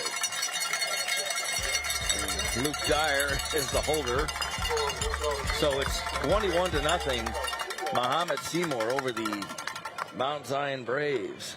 Yep, and Coach Etherton's just got to be kind of upset. Went from potentially making this game 14-7 to now it is 21-0. Just completely captured the momentum and gave it right back to Mahomet Seymour. Let's send it down to the field for the Gruning Health and Wealth Sideline Report with ABC News Channel 20's Spencer Davis. Spencer? Yeah, you guys are absolutely right that this is something that you've got to get some points out of your next drive. I mean, you just gave up another touchdown. You're down 21-0. Mount Zion's got to get something in this first half going. They've got to punch it in, and they've got to stop getting turnovers because it's killing their momentum. And, 3.5 minutes left in the first half. You got to get something out of it. Guys, back up to you. Thanks. Thank you, Spencer. You sure do have to get something. You'd love to get on the scoreboard here before halftime. And yep, they will start with the ball in the second half, but you'd love to get on the board here going into halftime. Davis has been busy, and there's another Bridgecare Suites kickoff, and it goes out of bounds about the 28-yard line. Great Flag catch comes there out by head coach Patrick Etherton. Maybe went back to his days of yesteryear. Wonder if we have a replay of that. So, and let's see if they're going to make him re-kick. It looks like, yes. Procedure on the kicking team, 5-yard penalty, re-kick. So with 3:35 to go in the second, the Braves will have the Bulldogs re-kick that one. Yep, Coach Etherton. I will always talk fondly of him. I looked up to him. He was in high school when I was a young tyke, and he was a great high school football player, played over at Milliken as well and coached there, and one of the great high school football coaches, I believe, in the area. I'm sure he's not real thrilled with this first half, though. Yeah. A lot of time left, though, and maybe Mount Zion can get a good return here. We'll see if they get an opportunity. Braves trailing, like we said, 21-0 on homecoming. Get some scores across the area. A lot of tight games here tonight. A lot of big matchups. And there's another you Bridge better Pierce get on it. kickoff. Onside. Ball's loose. Mahomet Seymour got it. How about that? How about that? So after the re-kick, Mahomet Seymour, and you're Mount Zion, you got to be scratching your head. What can we do? You know, and they were going to play a little game in the back. They had Braden Trimble switching spots. Look at with this. One of their back guys, but just a great that second bounce right there. You got to come play it before it gets there. That is a great kick. Yeah, great job by Mahomet Seymour. I mean, it gave him an opportunity, and Mahomet Seymour capitalized on it. Former Blue Boy teammate right there, Jason Murphy, assistant coach there at Mahomet Seymour. On first down, Dyer steps up. He's got a man throws, open. Got his man down the sidelines. That is good for a Brant professional agriculture first down. And boy, the 81 Ray Long with the catch. And those Bulldogs are moving once again. Yep, they're going to get right back up on the ball and go fast again. I don't know what Mount Zion needs to do, but they got to stop losing number 81 Ray Long. He's a big target to keep letting loose. And they're inside the Roller Brothers Construction red zone once again. Mahomet Seymour is Dyer rolling left. Throws it, complete. Still going down the sidelines. Wow. They are just rolling, and the catch that time, Gavin Hammersmith, who was big on in the first quarter for the Bulldogs. Yep, he's been quiet, but it's been 81 Ray Long ever since then. These Bulldogs have a lot of weapons, Adam. Absolutely. You talked about that, and they sure do, and they're using them. You know, I think they envisioned a deep run last year, had all 5 returning linemen, 3 returning wide receivers. Expect to go deep again this year. After the Brant professional agriculture first down, Dyer escapes one Mount Zion Brave, fires it, incomplete. Man was open in the end zone. Again, number 81 Ray Long just open back in the end zone. And let's take a look at the HSHS St. John's Children's Hospital scoring summary. Mahomet Seymour with another touchdown, 13 plays, 96 yards, kept by the 1 yard Ashby run, that 96-yard drive. That's one that's going to bother Mount Zion when they look back at this film. Second down now. Dyer trying to draw the Braves off sides, maybe. From the 8.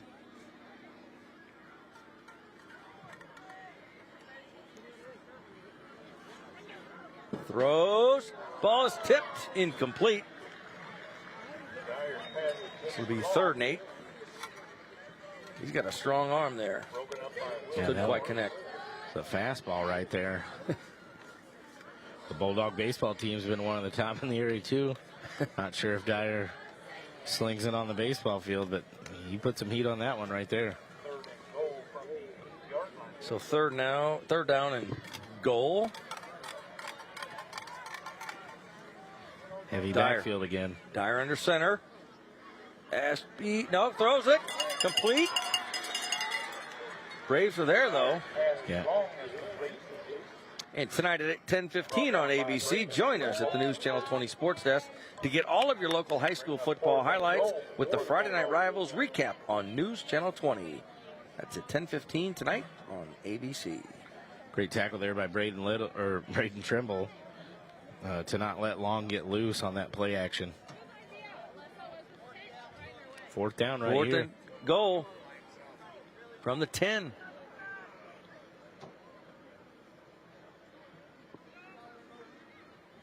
Man in motion, didn't fool the Braves. Getting man coverage here. Play clock down to 2 seconds, and the Bulldogs try to draw him off, and there's a timeout.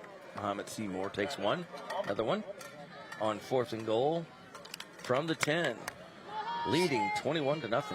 See if Coach Atkins wants to be aggressive, try to get another 6-7 points here if he's going to attempt to go for a field goal here before halftime.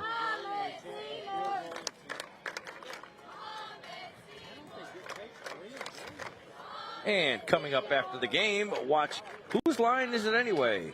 Followed by Inside the NFL with Bill Belichick right here on CW 23.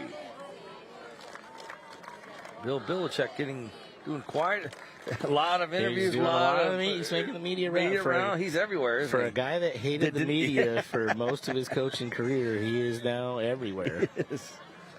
So people are relying and getting his input and expertise on a lot of football matters. He's got a lot of really, really smart, insightful things to say too. It's been fun listening to him talk about certain games and situations. It really has been.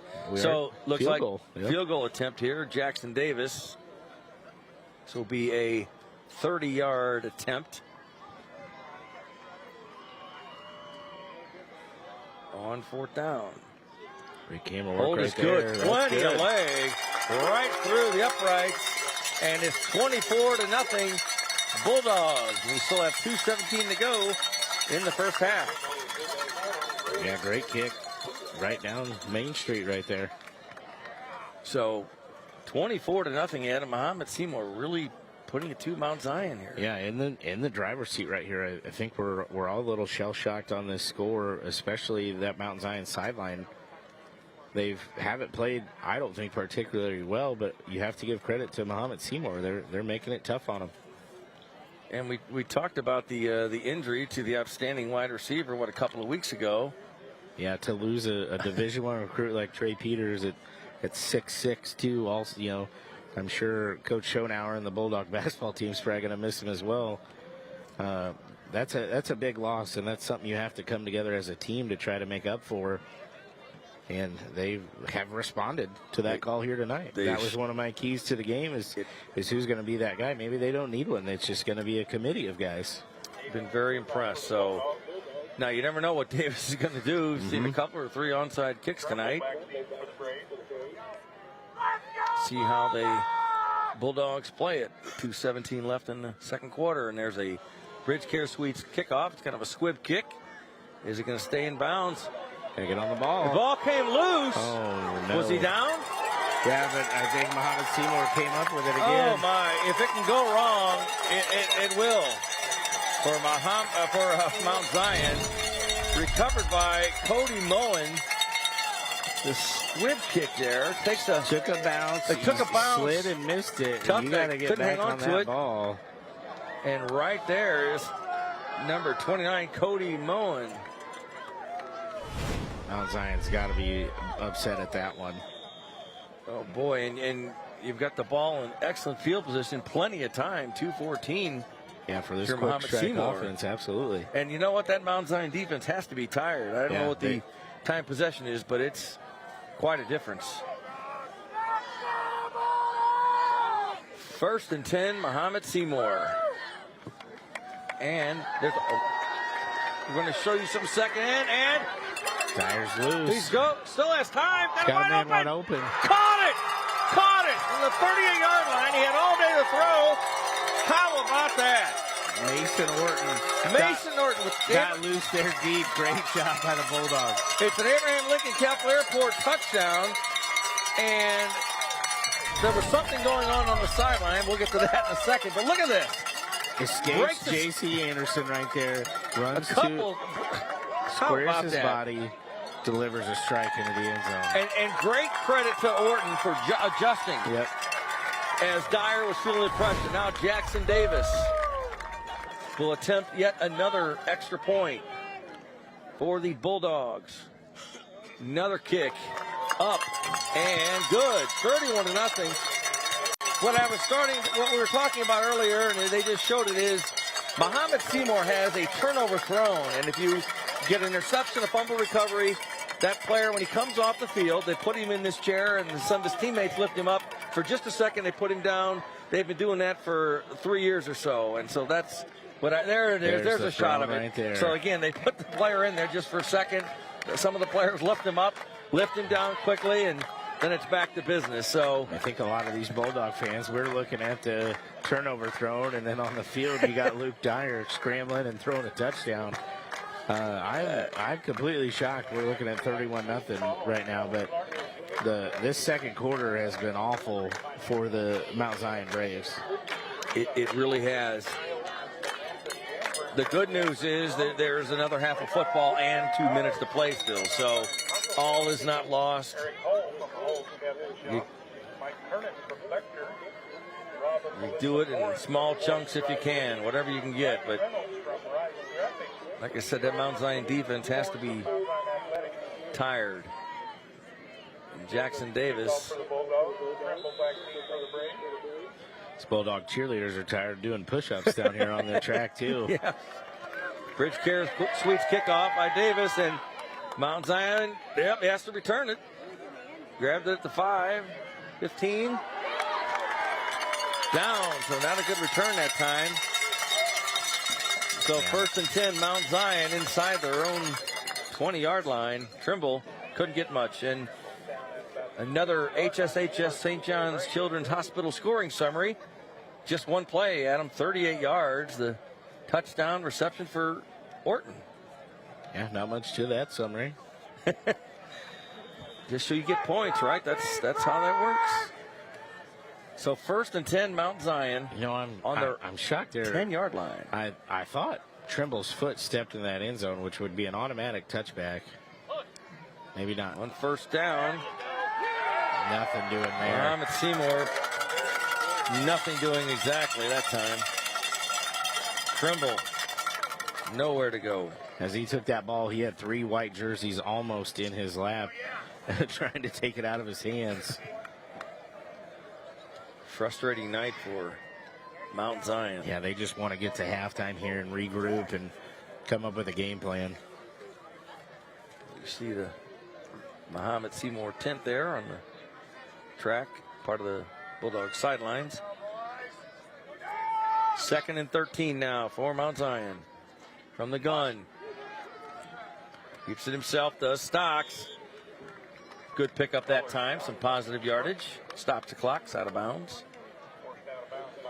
It's going to be 3rd and medium here, but good run here by Stocks. He's going to come right at you in your living room here. Vanderveer with the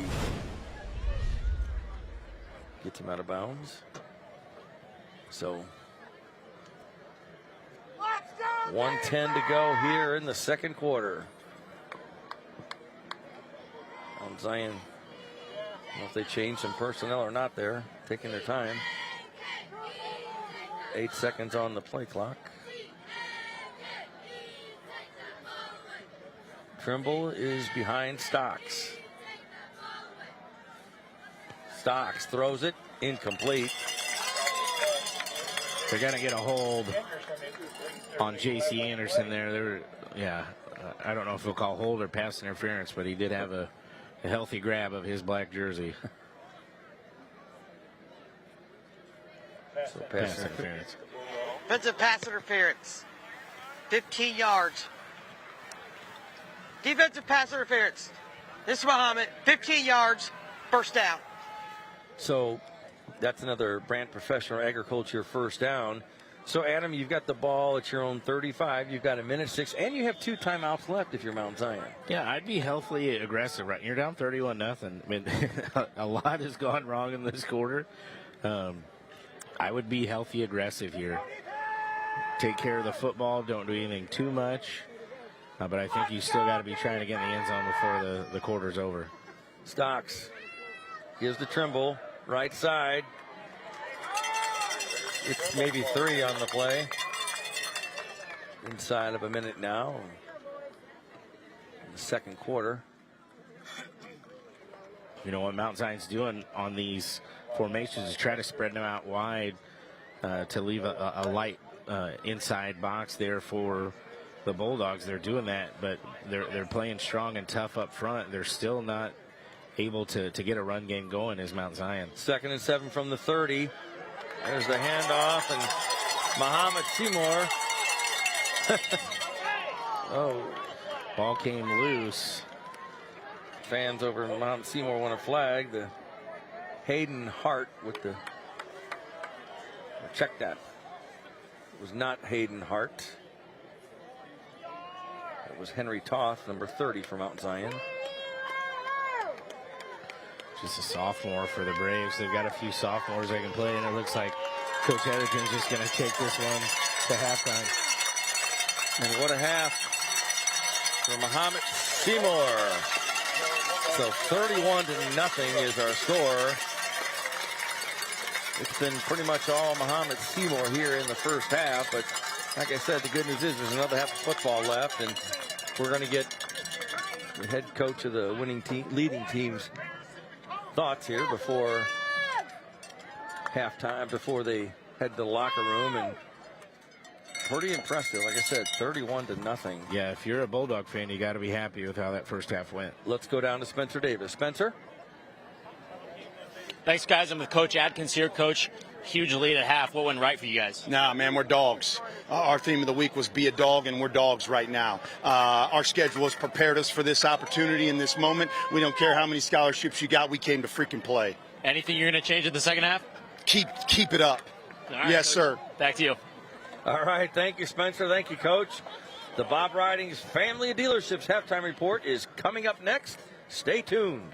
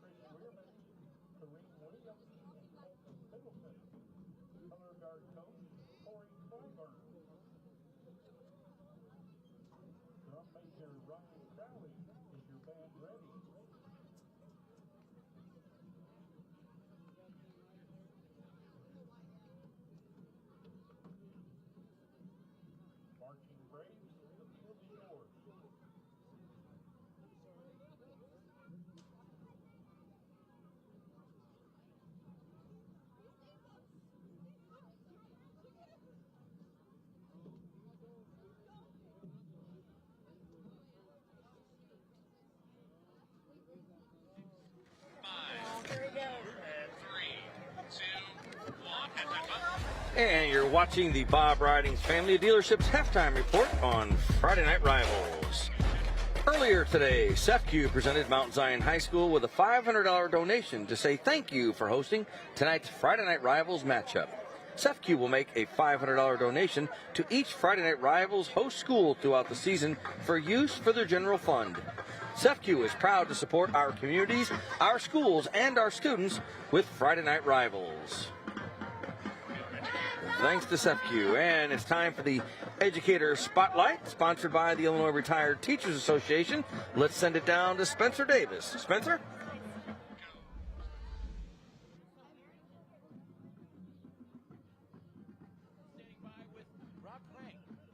You can correct me if I'm wrong on that as well. Prangy, got it. All right, and so you guys had a crash reenactment for homecoming week to just kind of raise awareness. Talk me through that. So it was a joint effort with everyone in the community, really. All of our different organizations. We had the air evac, the police, fire, the county coroner. I'm sure I'm missing, but it was a big event, and went through kind of what a crash was like and talked through to students. You know, this is what's going to happen. This is how your family will be contacted. This is what, just to make them think a little bit before some of the decisions that could be made. And from our school side, our SAD group and SAD sponsor helped organize this as well, and the school liaison officer. So again, just a kind of an impactful experience for the students. And how has homecoming week gone as well? A lot of participation, I hope? Oh, a ton of participation, yeah. And great time for everybody. Hopefully, we can get some points on the board here. But yeah, it's been a good week for everybody at school. And then just being on Friday Night Rivals, what's it like? It's different. It's exciting, though. I mean, a great crowd, a lot of people here, so hopefully everybody's enjoying it. Well, we appreciate your time. Thank you, sir. Right, thank you. Guys, back up to you. All right, thank you to the Illinois Retired Teachers Association for sponsoring the Educator Spotlight. And you're watching the Bob Ridings Family of Dealerships Halftime Report on Friday Night Rivals.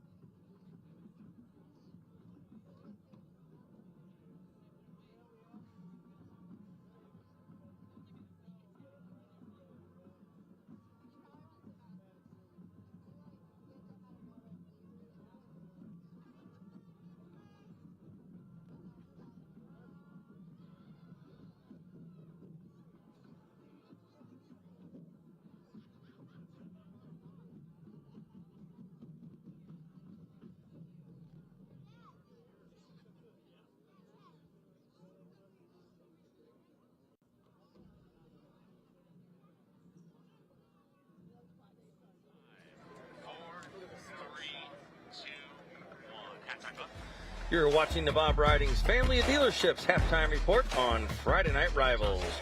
And right now, we're going to check in with our halftime sponsor, Bob Ridings Family of Dealerships. All right, thanks, guys. I'm with our halftime sponsors, Jason Grisho from Bob Ridings. Jason, we're halfway through the season now. Friday Night Rivals and Bob Ridings working well together. Oh, it's great. We're so proud to be a part of it and love it. And this facility out here is just incredible. The weather's perfect. It's awesome. And Jason, the sales manager from our Taylorville store, this runs deep with him, his family, and he lives here. And he was telling me earlier today at the pep rally, his son was crowd surfing, and it's a homecoming, so they're jacked for the game for sure.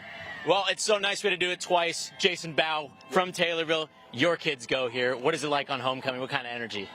Well, it looks beautiful out tonight. The crowd's going to be amazing, and this is going to be a great matchup. So there's a lot of fire behind them for this evening, and it'll be a fun game to watch for sure. All right, and then one more thing. What does it mean to be partnering with Friday Night Rivals? Oh, it's great. It's great to be a partner with them. It's great to be part of the Mount Zion community and the Ridings organization. All right, thanks, guys, so much. Back up to you. All right, thank you very much.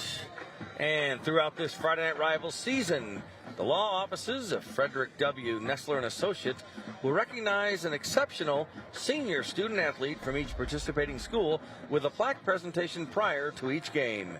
This week's law offices of Frederick W. Nestler and Associates scholar athletes from Mount Zion, Madeline Kendall. Madeline is an exceptional student who serves as the captain of her basketball, volleyball, and soccer teams.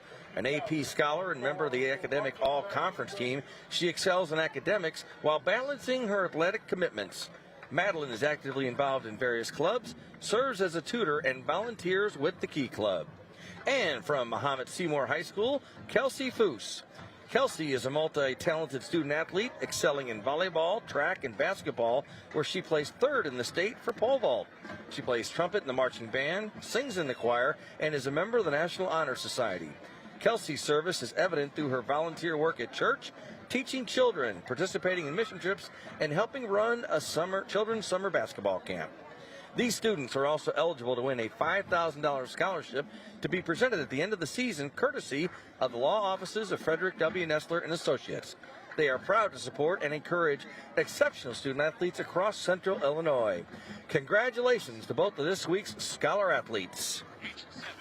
And it's time for the Educator Spotlight, sponsored by the Illinois Retired Teachers Association. So let's send it down to Spencer Davis. Yeah, thanks, guys. I'm with Matt Hensley, the athletic director here at Mahomet Seymour, and you guys are up big. But what does it mean to be here on Friday Night Rivals? Well, I think it's fun for our kids. I think it's fun for our fans. You know, it's awesome. One of our cheerleaders was our student athlete scholarship recipient, so she's out here today, and that's awesome for her, kind of reward her for her efforts. So all in all, I think it's a great experience for the kids of both schools. We've got a good rivalry with Mount Zion. It's nice to showcase some Apollo Conference football on a Friday night. We appreciate your time, Mr. Hensley. Thank you. Thank you. Guys, back up to you. All right. Thank you to the Illinois Retired Teachers Association for sponsoring Educator Spotlight. And you're watching the Bob Riding Family Dealerships Halftime Report on Friday Night Rivals. More from Mount Zion in just a minute.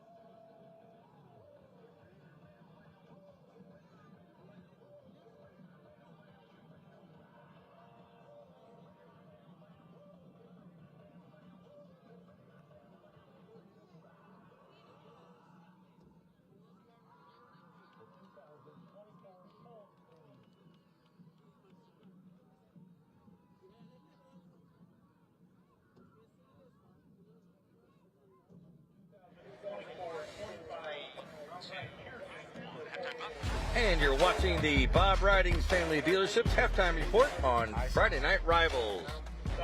Right now, we're going to take a look at some Friday Night Rivals and Thursday Night Lights great moments from across the country.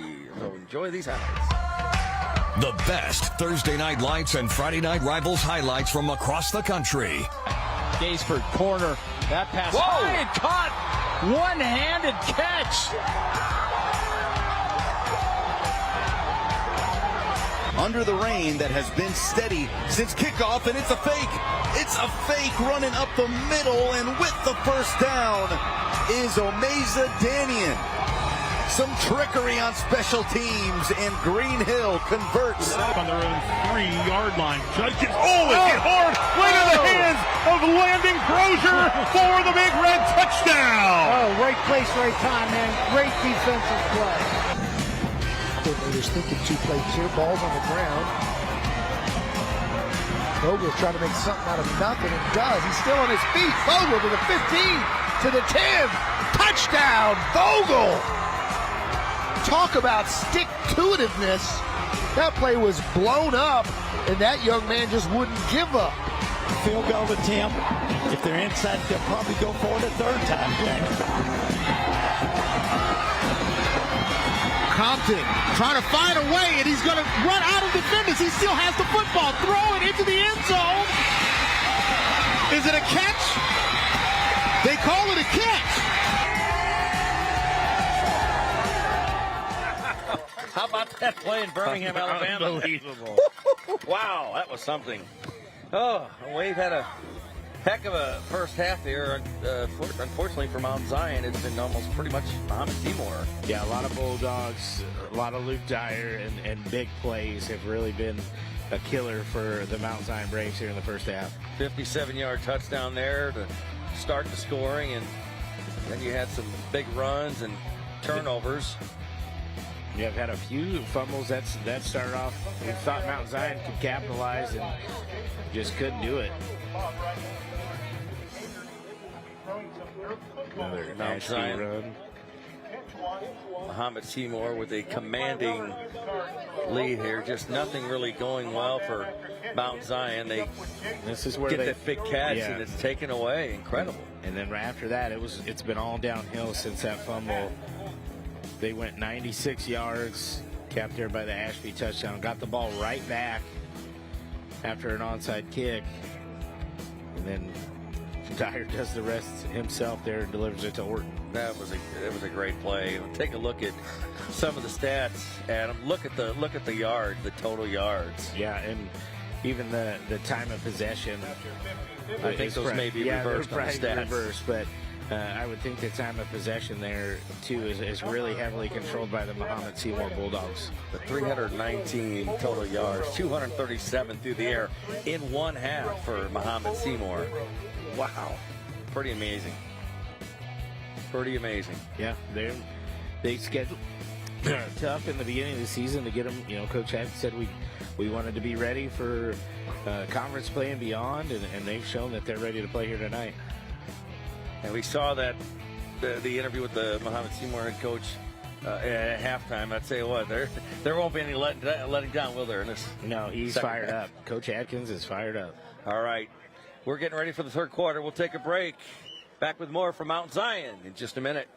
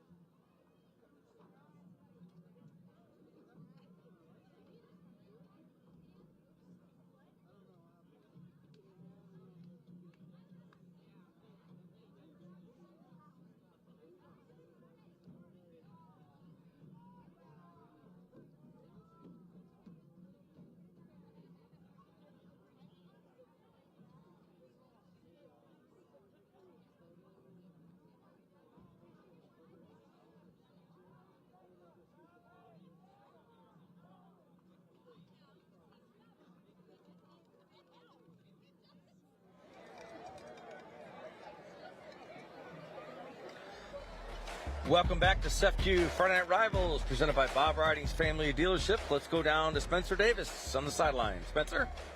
Yeah, thanks, guys. I'm down on the sideline with Coach Atherton. What kind of adjustments are you looking to make in the second half?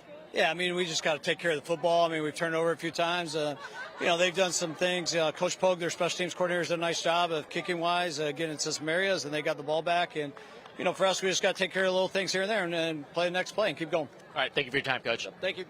Guys, back up to you. All right, thank you very much. Mount Zion obviously has their work cut out. for themselves, but we have a whole half of football left to play. Yeah, a lot of game to make up. Still can get back into this one. It's not over. Now, it's going to be tough, but it definitely isn't over. Beautiful night for high school football. Week 6. Week 6.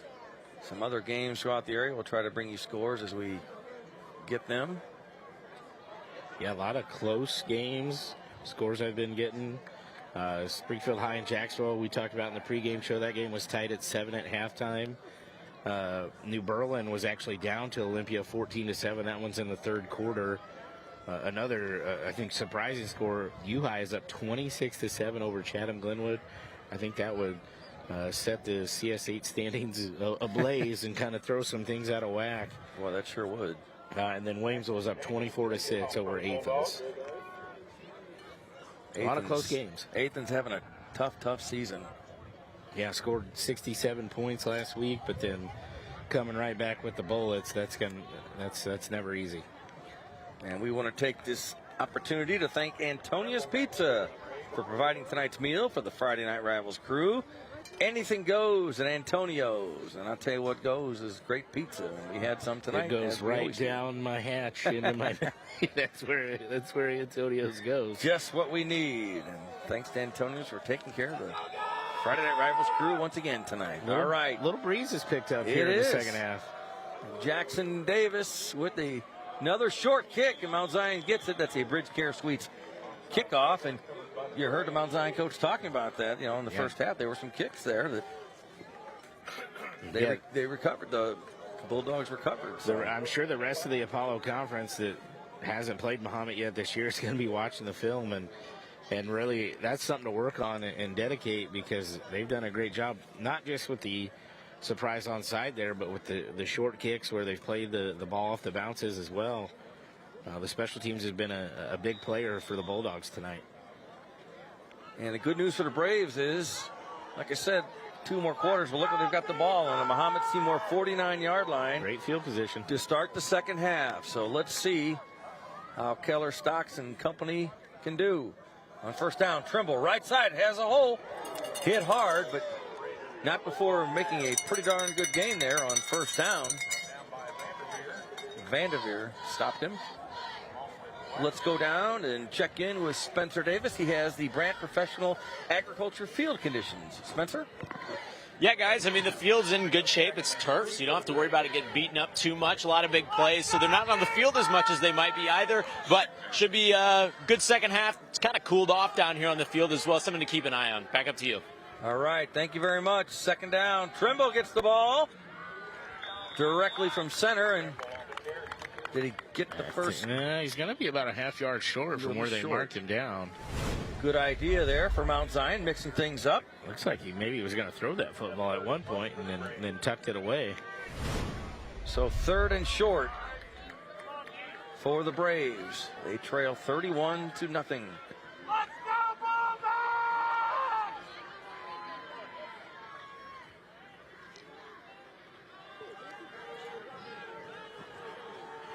Braves might be changing the play. A lot of... I think Mahomet's trying to match it. Fakes to Bullhorse, keeps it. Stocks. And he gets a first down, and that is a Woods Basement Systems first down for Stocks. Yep, just got enough here on the QB keeper to get a first down and extend this drive. That's just what you need. A drive and some points. So ball on the 38-yard line of Mahomet Seymour.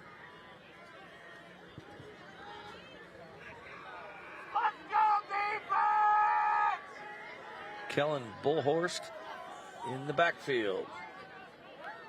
Trimble in motion. Rolling, throws. Trimble hit hard by Mahomet Seymour at the 40-yard line, and the Bulldogs are fired up. Yeah, they've done a really good job all night of not just slowing down Trimble, but also slowing down 18, J.C. Anderson. That's a heck of a play here off that play action. It sure was. It's Cade Harrell on the tackle. Loss on the play, so it'll be 2nd and 11 for Mount Zion. Opening drive of the 3rd quarter. Braves want to get something going, get that crowd back in it. Back a throw, Stocks. Complete to the big man. They're not going anywhere. 3 stopped him. J.C. Anderson's a lot to stop, but Mahomet Seymour did at that time.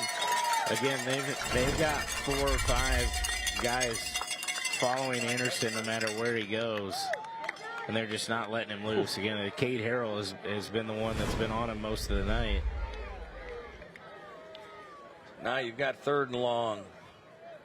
The Braves do. Mahomet Seymour playing well on both sides of the ball and special teams, of course, tonight.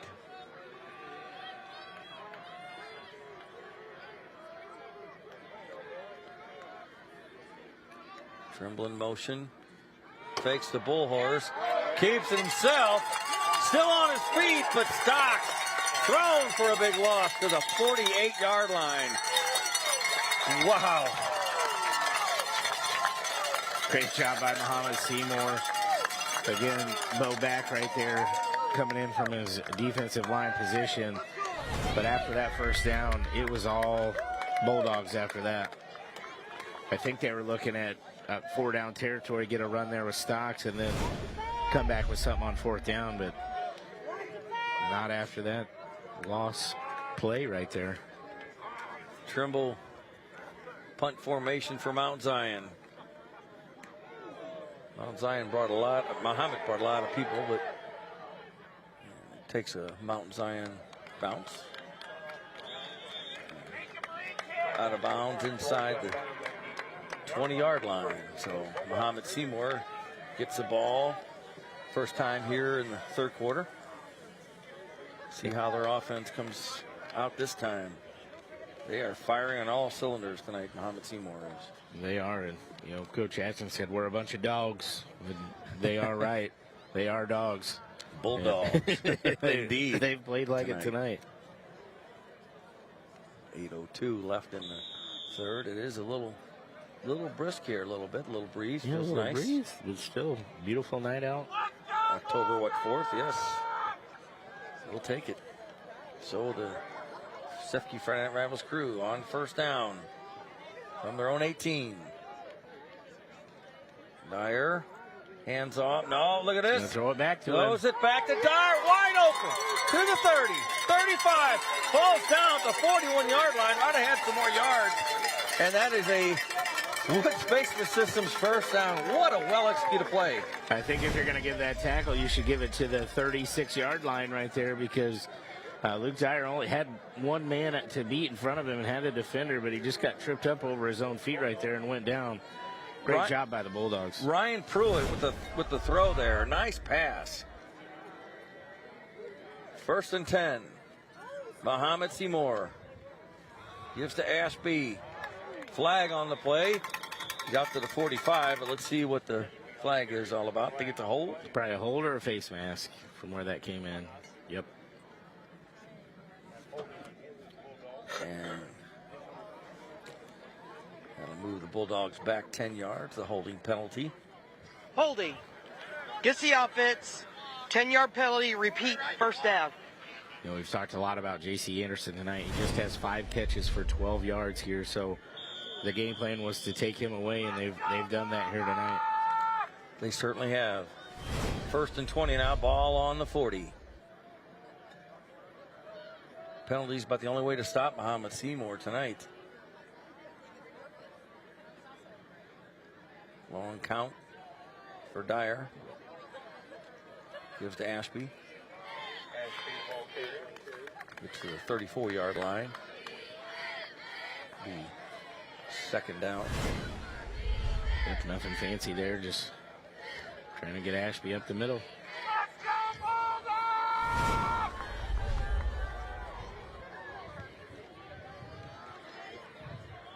On 2nd and long here.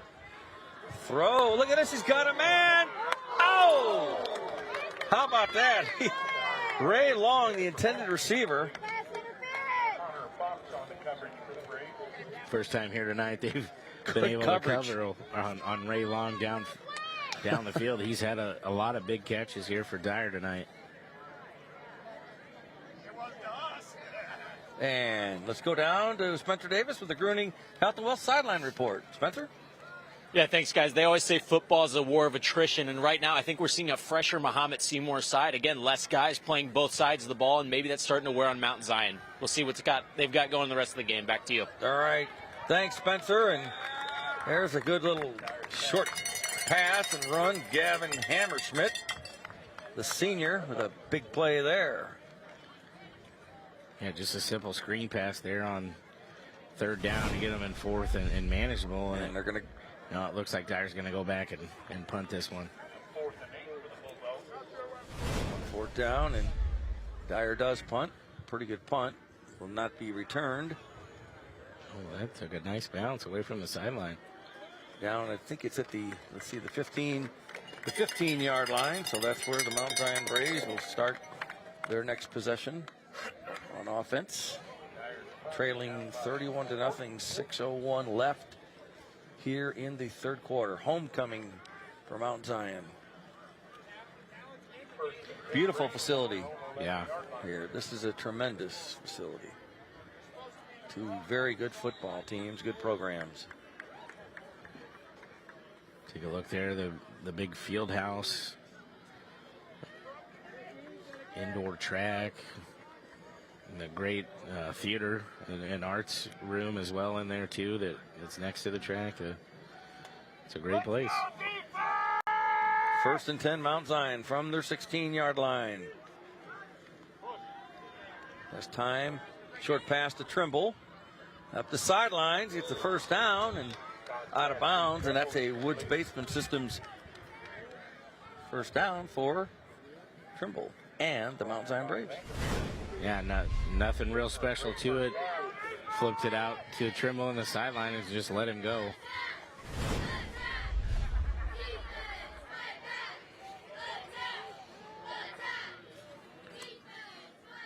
Stocks from the 26. Fakes to Trimble, keeps it himself, has some room, goes up the middle, across the 30 to the 32-yard line. Gain of about 6 on the play.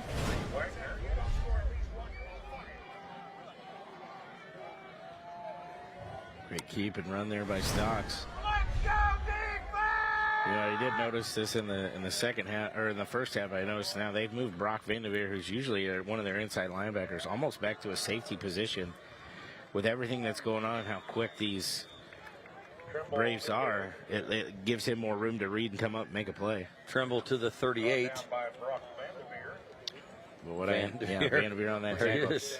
He's everywhere. Yeah, what I did notice, and credit to Spencer Davis for pointing that out, Vanderveer is really favoring his left shoulder. He's not moving his arm a whole lot. Hopefully he's okay, but you can definitely tell it's something that's bothering him. Trimble waits, tries to find some room. He does. About the 43-yard line.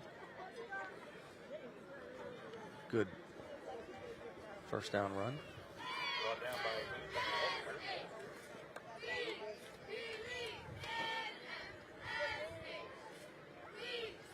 From the 42 now, Braves trying to get some offense going here on homecoming. Fakes to Trimble, going to keep himself in trouble. Yeah, and he's down, thrown down.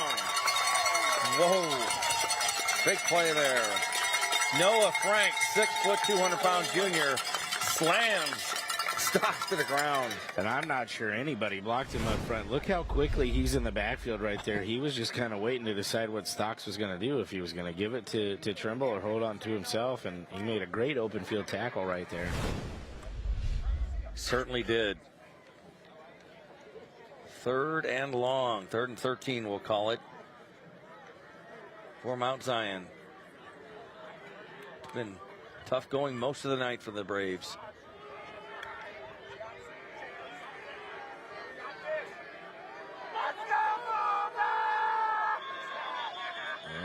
I think they had to call a timeout there. Oh, no, they didn't get a timeout. They got to delay a game. Delay a game.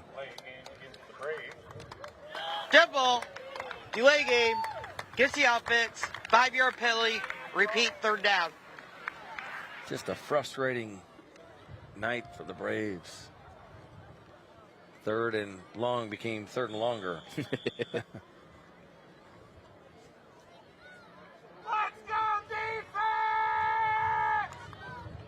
Mahomet Seymour putting on quite a display tonight.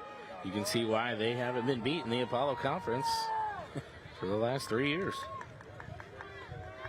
3rd and 18. Empty backfield. Stocks gonna run, has room. Can he make it for the 1st down? Gets across midfield. Yeah, where to go out of bounds, and he sure does. Yeah. And that's a Woods Batesman Systems 1st down. That was a good run there by Stocks. Yeah, he recognized man coverage across the board, so he knew once he got to the 2nd level, nobody was going to be looking for him. So flushed out of the pocket and just put his head down and got enough for a 1st down. Made the decision right away, which was a great move. They marked the ball at midfield. 1st and 10, Mount Zion.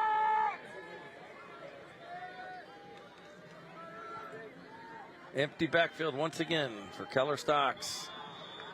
Flag. Somebody moved. Get an encroachment Dead there. ball. Encroachment on the defense. 5-yard penalty. Repeat, 1st down. So they moved the ball to the 45-yard line.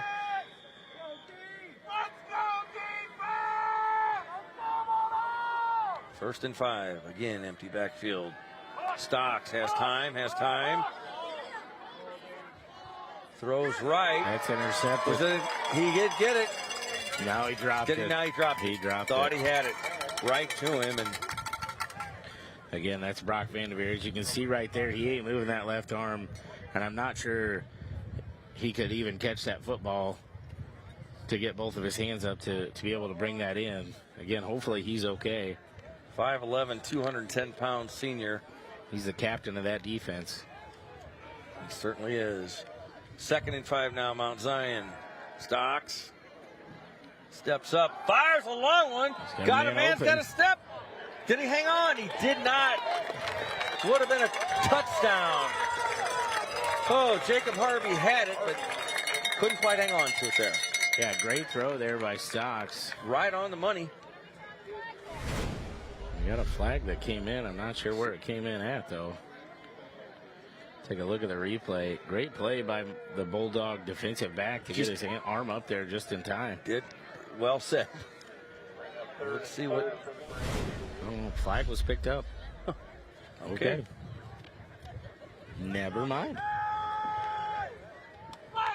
So 3rd and 5 now, Mount Zion. Breeze got a little bit stronger there. Stocks has time, goes across the middle, complete to the big guy. Up to the 31-yard line. It's J.C. Anderson, number 18. And they will move the chains, and that's a Woods Basement Systems 1st down. Anderson just sat down in zone defense and made himself a big target at 6'7", 240 pounds. It's a pretty nice target for Stocks to have. 1st down from the Bulldog 32-yard line. There's the handoff. No, keeps it himself. Left side, Stocks got some room. Good run there, burst of speed. So Stocks close to a 1st down. I think he might have gotten it. Let's see where he went out of bounds. Yeah, not only did he have a big run, but he also didn't take a hit and got out of bounds. It's coming right in your living room again.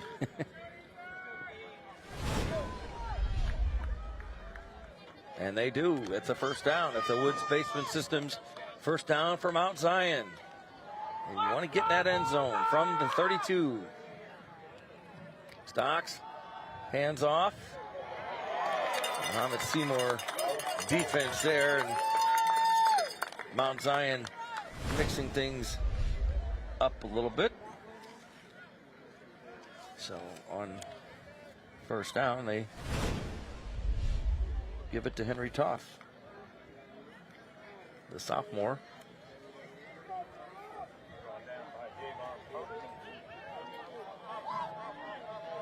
Second and 10 now from the 20.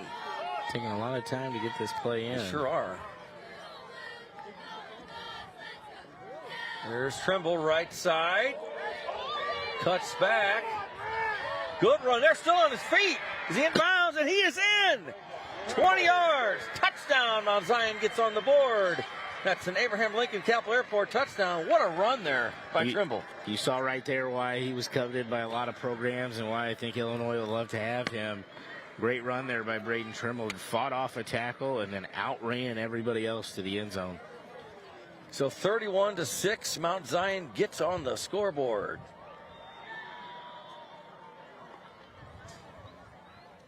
Great drive there by the Braves. They needed that one. No doubt about it. Gabe Schumacher, the kick, and it's good. So 31-7, Mount Zion scores. We're going to take a break. Back with more SFQ Friday Night Rivals from Mount Zion in just a minute.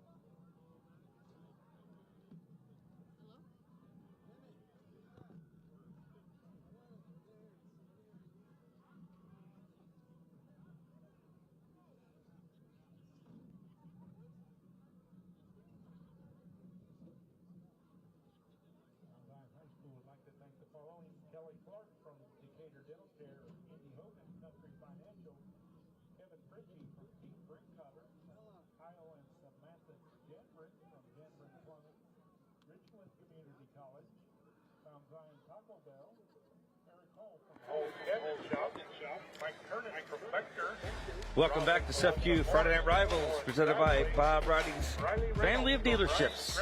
I'm Paul Waffle, along with Adam Anderson, Spencer Davis, our sideline reporter, and the SFQ Friday Night Rivals crew. I want to give a shout out to the men and women who do the camera work and in the truck and out of the truck and in the van and on the sidelines, and they do it in all kinds of weather and bring all the, there they are. Shout out those guys working hard in there. Thank you all very much. Great pictures, great replays, great scores. Oh boy, now it's going to their heads. Adam. Yeah, what are we gonna do? Maybe turn that camera off. No, just kidding. You guys deserve it. All the credit. All right. So now, Adam, and we'll take a look at the HSHS St. John's Hospital scoring, Children's Hospital scoring summary. Good drive from Mount Zion, 88 yards. 12 plays, 88 yards, capped off of that Trimble run. Something they needed probably about 30, 45 minutes ago, but let's see if they can piece maybe something together here off this kickoff. Onside kick, Adam, let's see. Maybe it's a little surprise. Nope, but a short kick. Fielded at the 25 and falls down at about the 32-yard line. Didn't know if they'd go for the nothing wrong with that onside kick, but so Mahomet Seymour back on offense. They got one stop of Luke Dyer here in the second half. Let's see if they can get another one.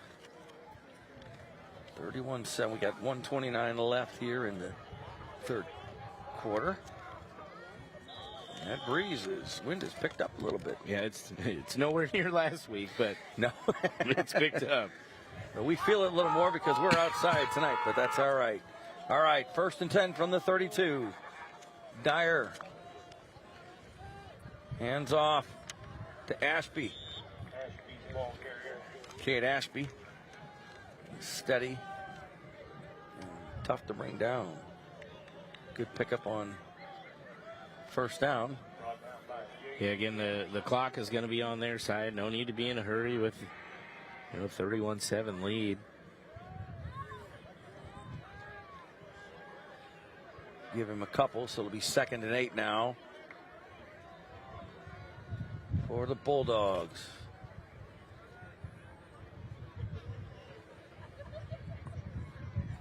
Long count for Mahomet Seymour.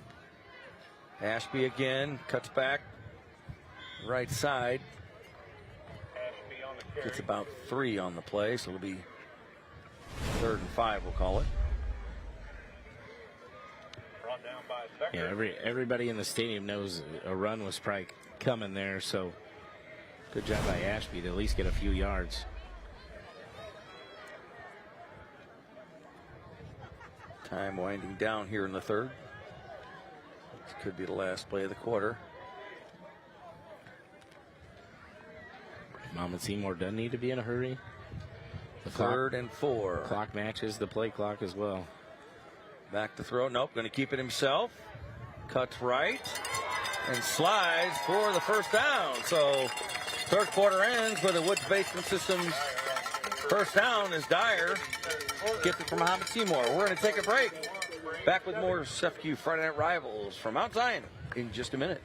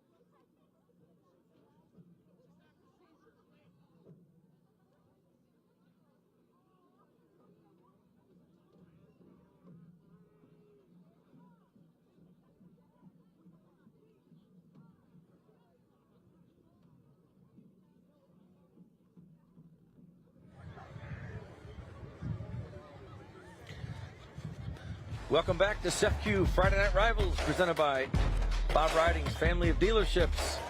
4th quarter action getting ready to start. Mahomet Seymour with the ball on Ashby with the carry to the 47-yard line on first down. Yeah, I would imagine we see a much slower pace here by the Bulldogs. Clock's on your side, score's on your side. No reason to be in a hurry or try to take a big chance here. You got a couple of scores for us, Adam? The New Berlin Pretzels, congratulations. You're 6-0. Came from behind, beat the Olympia Spartans 21-14. Congratulations to New Berlin. Williams was up 45-6 against Athens. That's a big score. And then I just looked again. Normal U-High is still winning 26-14 over Chatham Glenwood. That game's in the 4th as well. It's a little bit closer now in that Glenwood game, and Mount Zion the stop there on defense. As we get later in this fourth quarter, see if we see some different personnel.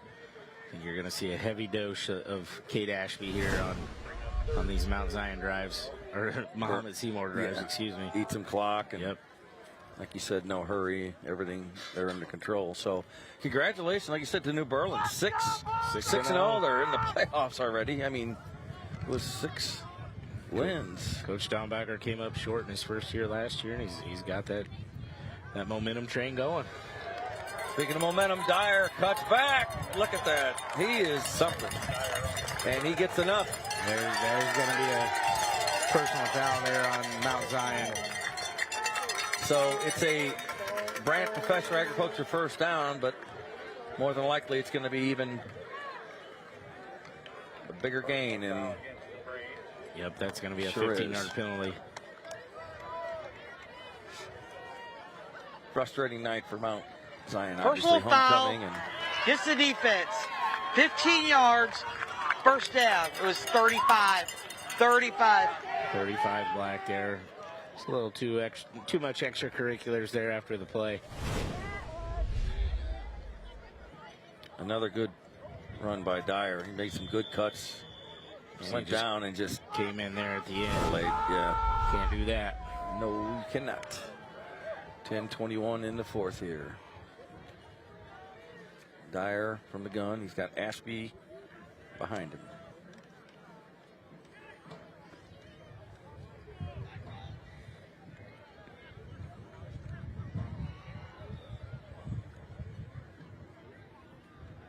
Still got plenty of time on the play clock. 10 seconds left. Ashby right side. Look at him go. Shows a little bit of speed there. And he's inside the Roller Brothers Construction red zone with a good run there. Yep, that's going to be another Brant Professional Agriculture first down there for the Bulldogs. Good outside zone run there for Ashby, and good seal block there on the edge. He did the rest himself. Ball on the 16-yard line of Mount Zion. I never would have guessed. Something just blew away at him. I hope it wasn't a $10 bill or anything. Yeah, that wind is picked up. Yes, it is. We are outside in the elements, and that's all right. That's high school football. That's how we like it. Yep. Unless it's raining, then I don't want that. From 16, Ashby this time goes left side. Still moves the pile. He's down to close to the 10-yard line.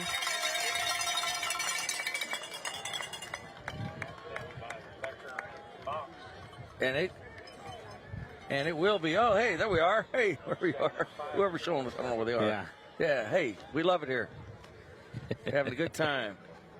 Our statistician's here with us. Everybody's here. Kenny, our statistician. Kenny's the man. Tonight, Thank he's you, Kenny. Doing a great job. Doing a great job is right. I'll tell you what, when this one's over, that time of possession, it will be interesting to see what it is. But here we go on 2nd and 5 from the 11. Ashby left. Look at him go inside the 5. Again, and that's going to make it 1st and goal. Nothing fancy about it. Just gets right in there. And that's another Brant Professional Agriculture first down. 1st and goal. We have an injured player. I think he's just got cramps. maybe a cramp. Hopefully that's all it is. We're going to take a quick timeout. Back with more SEFCU Friday Night Rivals from Mount Zion in just a minute.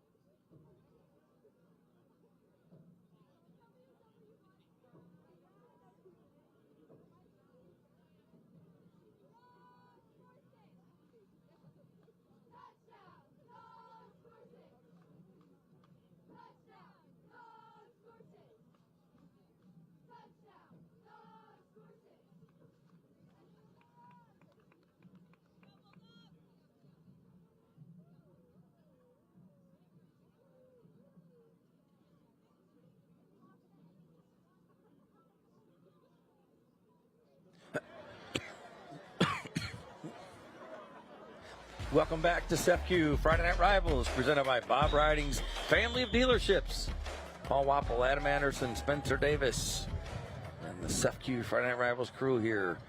Clock running, 8:16 left in the fourth quarter. Mahomet Seymour threatening again. First and goal now from the 5-yard line of Mount Zion. Just a frustrating night for the Braves, and see if they can keep Mahomet Seymour's offense, high-powered offense, out of the end zone. On first and goal.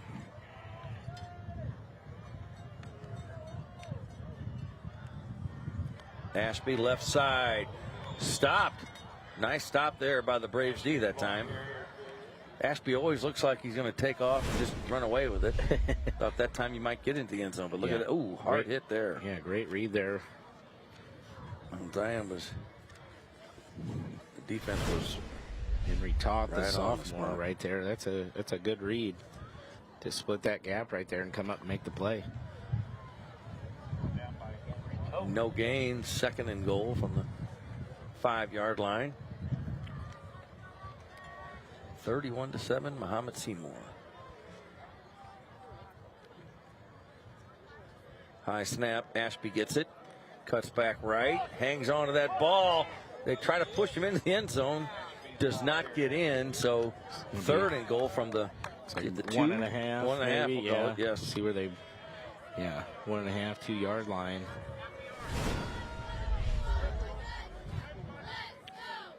Great camera work. Look at that.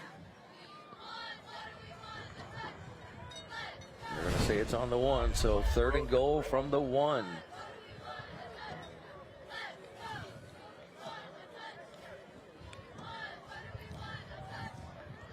Heavy backfield here again for the Under Bulldogs. center. Fakes to Ashby. Or no, He's who got it? He did get it. Got it. Touchdown. Ashby. And that's another Abraham Lincoln Capital Airport touchdown from Mahomet Seymour. His third touchdown here tonight. It's not going to look crazy in the stats, but 3 touchdowns is all the Bulldogs care about, and he's done a great job here tonight. He really has. Tough, hard runs by Ashby. A lot of it's been, inside the 10-yard line, and he's done a great job for Mahomet Seymour. Jackson Davis, number 89, once again to attempt another extra point.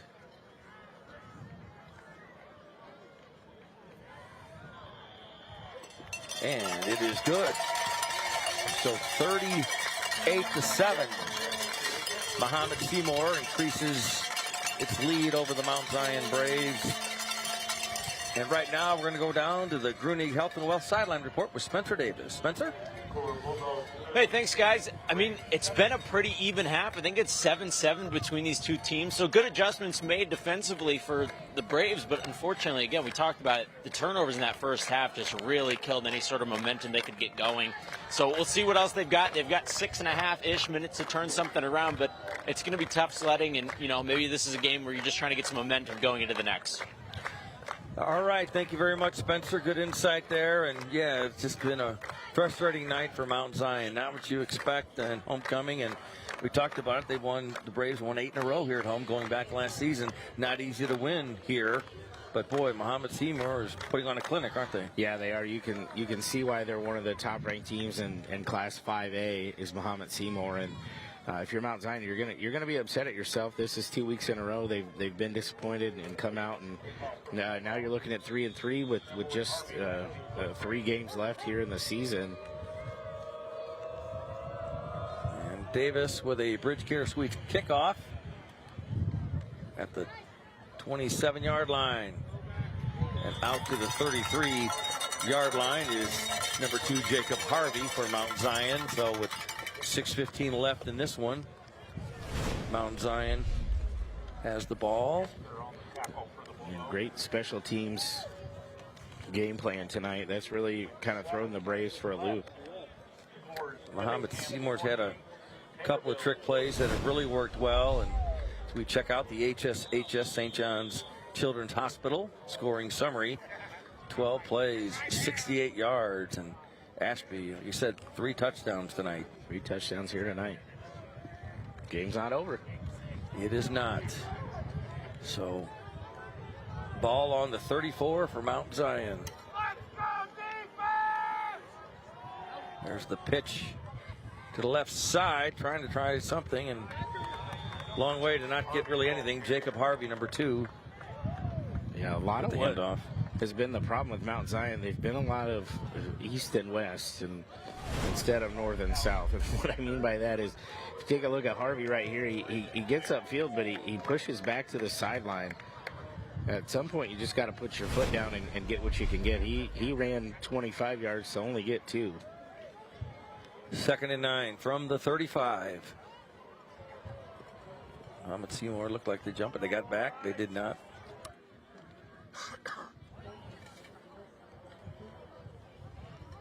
Stocks hands off. Close to 45-yard line is the carry that time. Kellen Bullhorst called his name a few times tonight. Good 2nd down run there by Bullhorst. It's going to put him. Oh, they did give him a 1st down. So that is a Brant Professor Agriculture 1st down. Thought he was a little short, but give it to him. So 5:13, clock running in the 4th. 2-3-2 teams.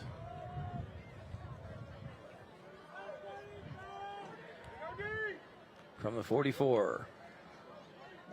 There's the handoff to Bullhorst again. He's got some room. Crosses midfield to the 45-yard line and close to a 1st down. They're going to give it to him. Let's see if they do. Yep, they're going to give it to him. And that is another Brant Professional Agriculture 1st down for Mount Zion. Trail 38-7, but trying to get another touchdown here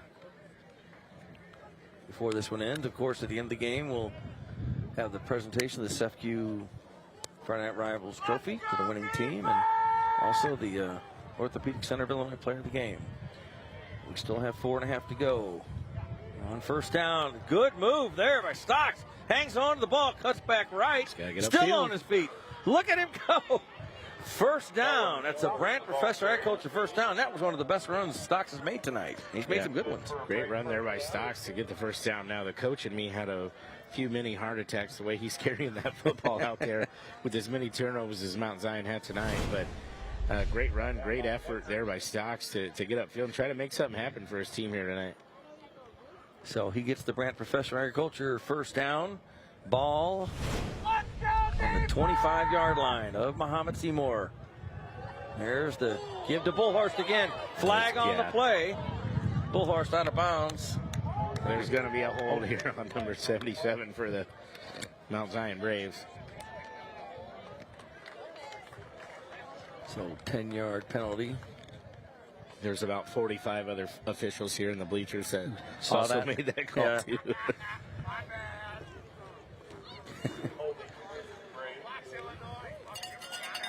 So 4 holding left. Gets the offense. 10-yard penalty for the spot of the foul. Repeat, 1st down. So that'll be 1st and 20 now. Mount Zion, there you go. So right in that right-hand corner of the screen. Good run by Bullhorst, it's coming back. 1st and 20 now for the Braves. Stocks in trouble. Oh! I tell you what, that was a big stop. Javon Tompkins, 5'11", 305 pounds. He's a freshman. When he came up and hit him, he laid a hit the on quarterback. Stocks. It was time to go down. Look at this. So that was a new age triple option. He wanted to flip it out to Trimble there, but he was covered. And then he came in and laid a huge hit on Stocks. 2nd and 19 for Mount Zion. Back to throw, has time. Look out. Fires it into the end zone. He caught it. He caught it. I think he was in. Did he give it to Trimble? Says yes. Wait a minute. Out. That was close. Of course, we'll have the advantage of instant replay here. Let's see. What a throw and a catch by Trimble. Great catch. Let's see if we can see if he's got 1 foot in. Does he? Is he at possession yet? Listen to this great camera work. He's in. That's a touchdown, Mount Zion. He had control, didn't he? He had control right there. Foot's inside the line. Bang, bang play. That's enough for a high school football touchdown. Yeah, unfortunate situation, but great effort, great throw. Wow, and a great catch. And great camera work all around. Thank you very much. Yes. Oh, 3rd and 19 now. On the 34. Stocks going to keep it himself. Breaks the tackle and throws complete to Jacob Harvey.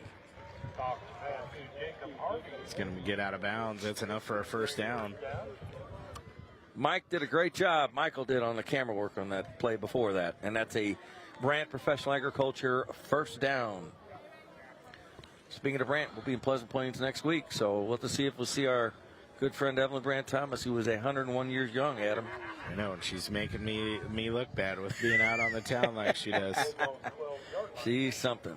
Great company, great lady. All right. 3:01 to go. Got J.C. Anderson in at quarterback here. Empty backfield for J.C. Anderson. Trimble in motion. He keeps himself, does Anderson. Didn't fool the Bulldogs. Close to the 10-yard line. Gain of a couple on the play. Did we mention they're in the Roller Brothers Construction We did Red not. Zone? They are.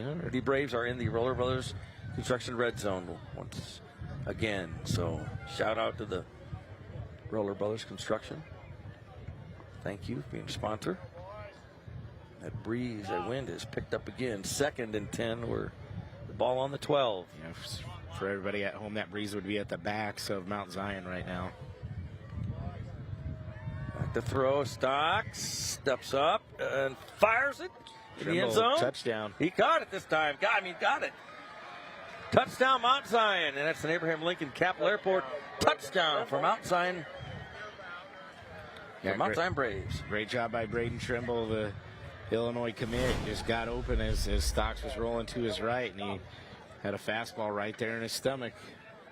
He sure did fire a fastball. And fireworks here at Mount Zion. Fireworks show.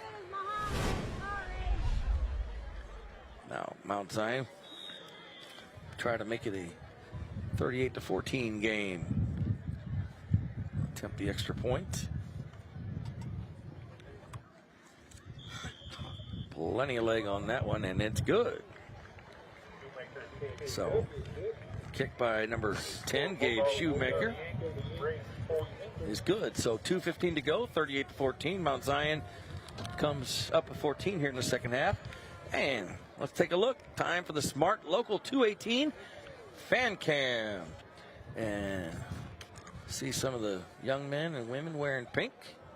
Breast Cancer Awareness Month. Great to see that. And the Smart Local 218 Fan Cam on this Friday night, week 6. A final from Normal UI 33, Chatham Glenwood 13. So that's a big upset in the Central State 8. Wow, that sure is. And Jacksonville, Springfield, we have 21-7 entering the fourth quarter. Springfield High. Get a shot of these very excited Bulldog fans over here. They sure are. They travel well, and they are excited. They've been enthusiastic all night. They've had a lot to cheer about. Come on. Oh, so I take that back. An update 2 minutes ago. Yes. Jacksonville has scored in a 2-point conversion. They have a 29-28 lead over Springfield High. There's a minute left in that football game. Oh, my goodness. That's homecoming for Springfield High at Memorial Stadium. Wow. That's where we were last week, of course. So, went down the wire last week. It's going to go down the wire this week. Go down again. All right. So, Shoemaker with the Bridge Care Suites kickoff. It's a good onside kick. Bobbled by the Bulldogs. I think they got it back. They did, but another good onside kick, though. Yeah, that took like a knuckleball-ish bounce there. They've definitely been practicing onside kicks for both schools. And let's take a look at the HSHS St. John's Children's Hospital scoring summary.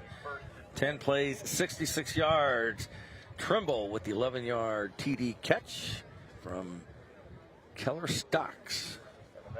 And that's made it 38-14. And just announced the score update here. Effingham 34, Taylorville 28.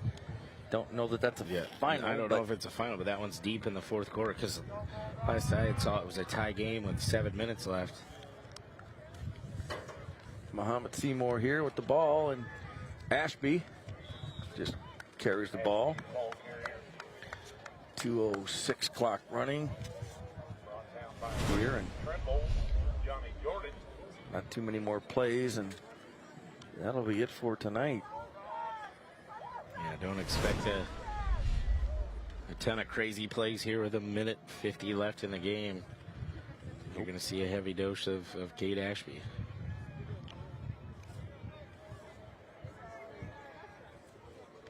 And see if we have any different personnel coming in.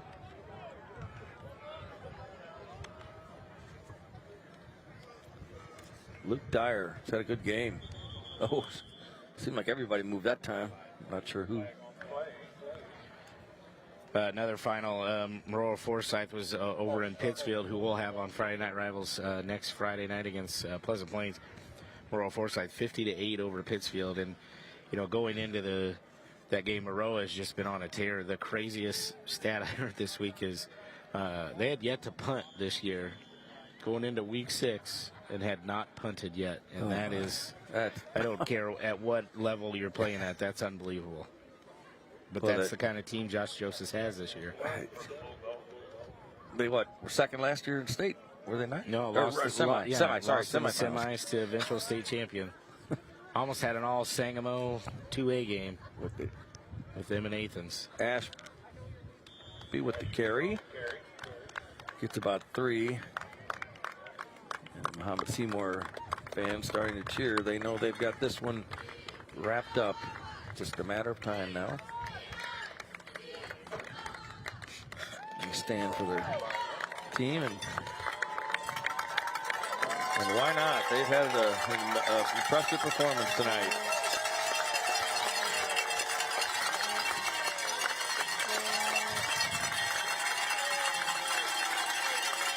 And I think that will probably be the last play. Yes, it will. Yes, it will.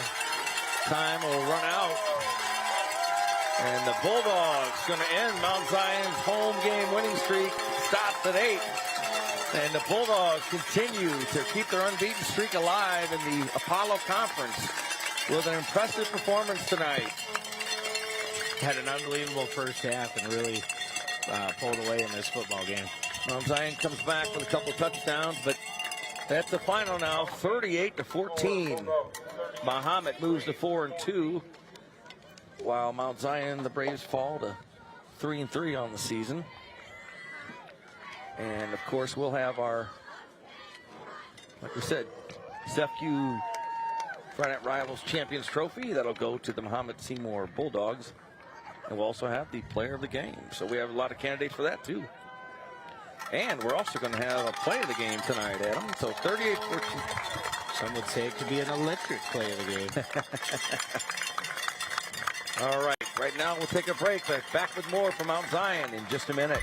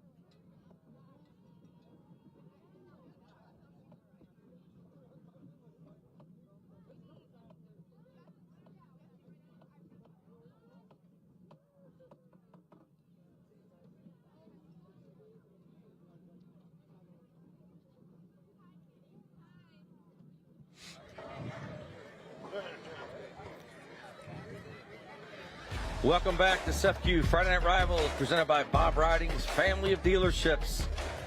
38-14 our final. Mahomet Seymour beats the Mount Zion Braves here on their home field. Mahomet Seymour keeps their winning streak alive in the Apollo Conference. And right now, we're going to show you tonight's electric play of the game, which is brought to you by IBEW Local 146. Here it is, Adam Anderson, the electric play of the game. Thanks to IBEW Local 146. It is Luke Dyer. Check out great run here to get away. Fights off a tackle, has enough wherewithal to turn his shoulders and fire a 40-yard strike into the end zone. That really blew this game open for the Mahomet Seymour Bulldogs. Very, very impressive electric play of the game. And so Mahomet Seymour moves to 4-2, and Mount Zion falls to 3-3. Still very much alive and for a postseason chance, obviously, with 3 weeks to go. But Mahomet Seymour's offense was incredible tonight, wasn't it? Yeah, very incredible. Took advantage of the turnovers. Did a great job of putting Mount Zion in bad spots and really executed a game plan that they had worked out all week. And, of course, we have a player of the game. And we had a lot of good candidates tonight, as always. And here is tonight's Orthopedic Center of Illinois player of the game. Some of the highlights. None other than number 25. Kate Ashby, 25 carries, 85 yards, 3 touchdowns. Again, in the stat book, it's not going to look like anything real crazy, but he did what his team needed him to do. And he had a nose for the end zone. Got a lot of tough yards, did a lot of hard running, but it's just what the Bulldogs needed. Congratulations to Kate Ashby, number 25. Mahomet Seymour, well-deserved. He is tonight's Orthopedic Center of Illinois player of the game, and we're going to send it down in just a minute to Spencer Davis, who is going to have an interview with our Orthopedic Center of Illinois player of the game, and, of course, the SFQ Friday Night Rivals trophy. And there's that turnover thrown we talked about Mahomet Seymour has. They get a turnover. They put a player in there. Some players lift him up for a second. Should have got Spencer in that before the game started here tonight. All right. Speaking of Spencer, let's go down to Spencer Davis right now. Spencer, take it away. Everybody get in. Everybody get in. Thanks, guys. I'm standing alongside player of the game, Kate Ashby. Congratulations on a heck of a game.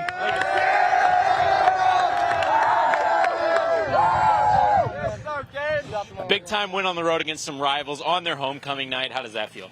Man, it feels great. Nothing feels better than this. All right, Coach. We talked at halftime. You guys had a big lead, and then you put your foots down in the second half. I mean, talk me through it. Yeah, again, I told you at halftime, we're dogs. Our theme of the week was be a dog. We came in, we made a statement, we marked our territory, we got the job done, and now we're getting out of here. All right, undefeated going into the next week. What do you got to do left? Yep, we're going to come back to work on Monday. We're going to have a great week of practice and preparation. We're going to go down to FNR and continue to be dogs. How about that? We got one more thing for you guys. Enjoy the win. You guys. Congratulations. Mahomet Seymour gets the SFQ Friday Night Rivals trophy, and I think Spencer's talking about undefeated in the conference the last couple, 3 years, in the Apollo. But congratulations. Hey, next week, our SFQ Friday Night Rivals, presented by Bob Riding's Family of Dealerships, will bring you Week 7. We'll be in Pleasant Plains as the Cardinals take on the Pittsfield Saukeys. That's next Friday night, right here on CW23. For Adam Anderson, Spencer Davis, and the SFQ Friday Night Rivals crew, I think that's going to do it for Mount Zion. Adam, it's been fun as always. It's been a blast. I can't believe we're talking about Week 7 already. It's crazy. We'll be in Pleasant Plains, like we said, next week in Pittsfield for the first time on SFQ Friday Night Rivals. Another first-timer. All right. Well, I think that's going to do it. Thanks, everybody. Thanks for watching. Thanks to our crew, and we'll see you next week from Pleasant Plains. Good night.